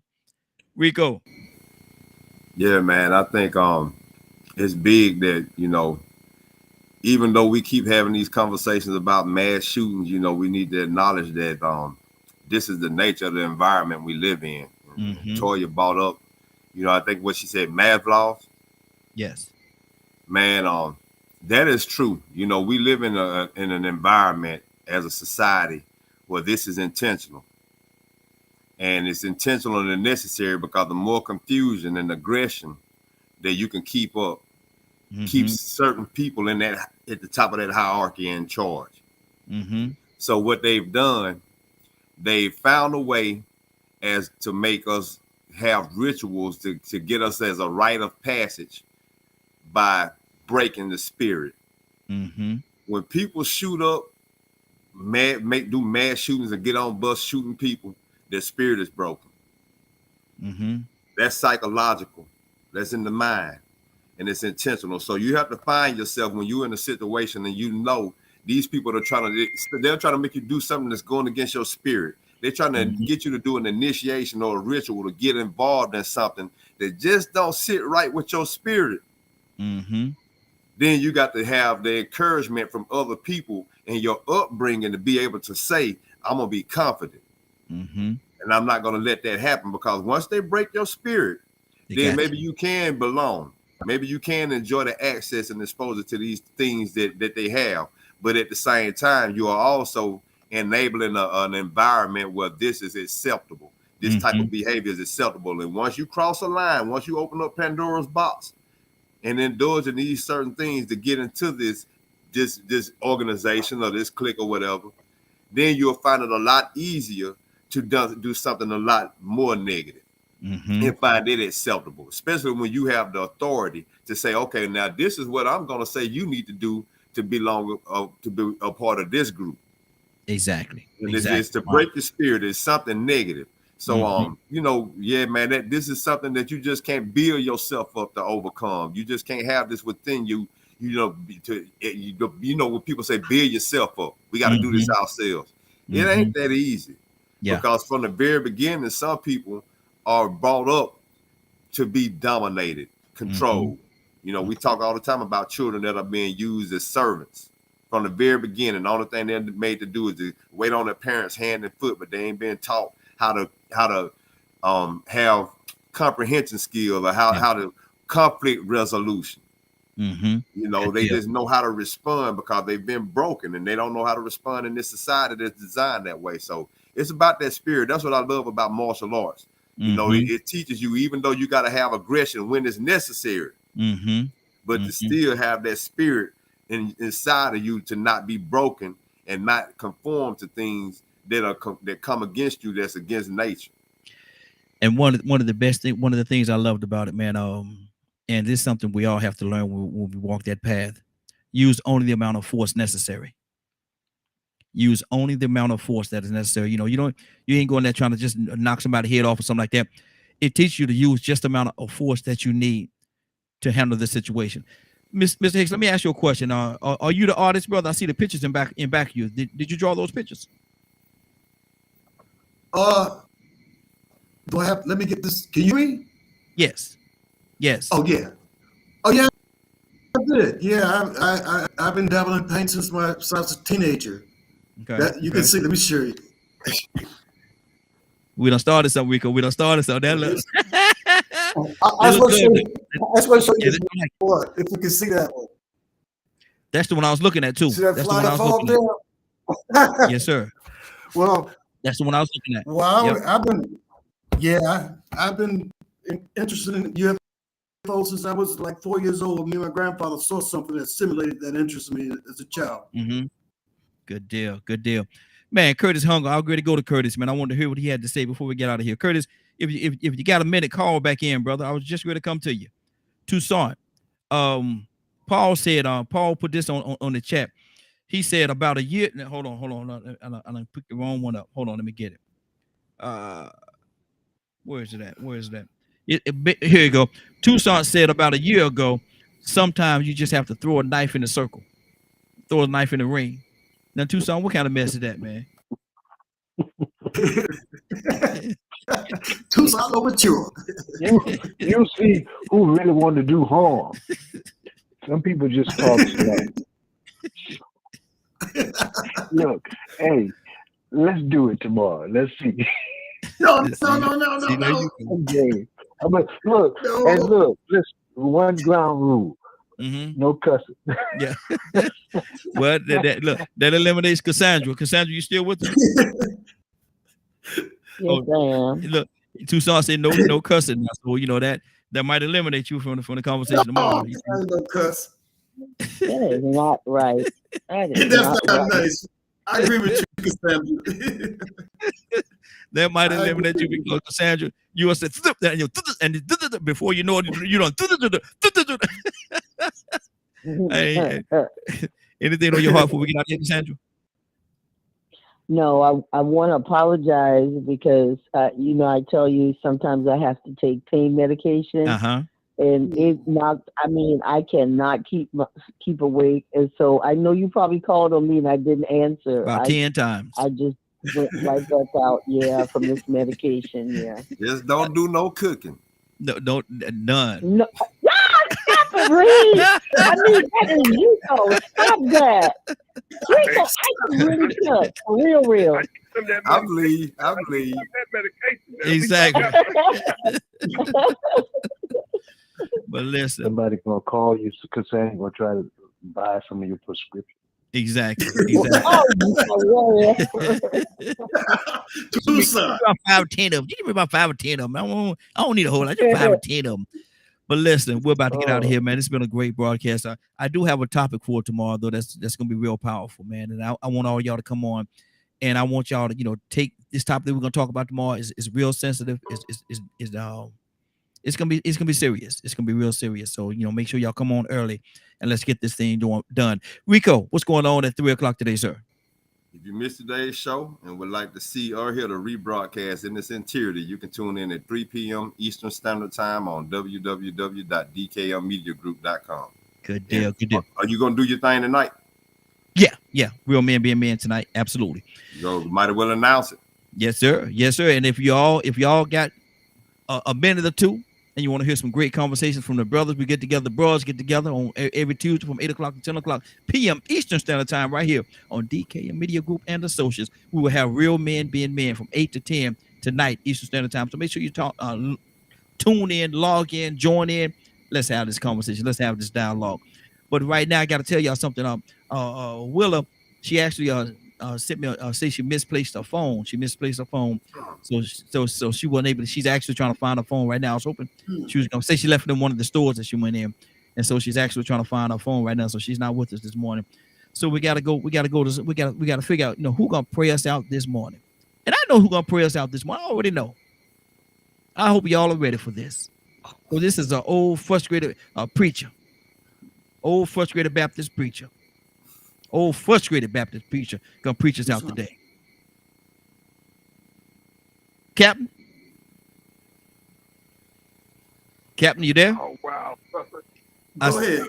Look, I say an old frustrated Baptist preacher. You know what I'm talking about? Huh? Oh man, I mean, how you gonna come behind Willa? I mean, Lord, how you gonna? I'm okay. I'm gonna do my best. So everybody. Yes, sir. Heavenly Father, we thank you so much. We thank you for giving us this great opportunity that we was able to get up this morning and be able to have another chance to correct yesterday's mistakes. We thank you for giving us the opportunity that we can come together on this show, that we can be able to share the knowledge, the wisdom, and experience that you gave to each and every one of us. We thank you, God, for allowing us to be a family. And in all families, we fall out, but we fall back in. You say, Lord, with 2 or 3 gathered in your name, that you also are in the midst.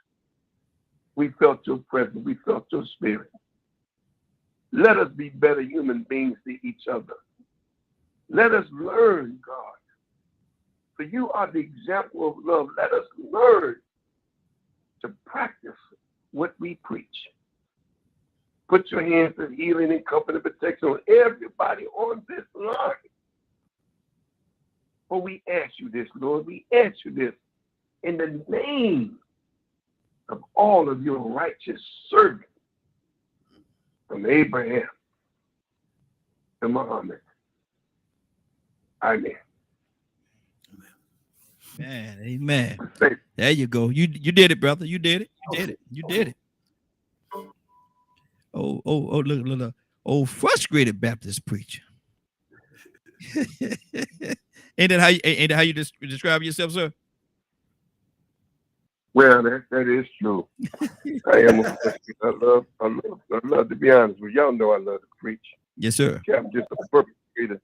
I'm a perpetrating Muslim who really wants to get back into the pulpit and preach the word of God.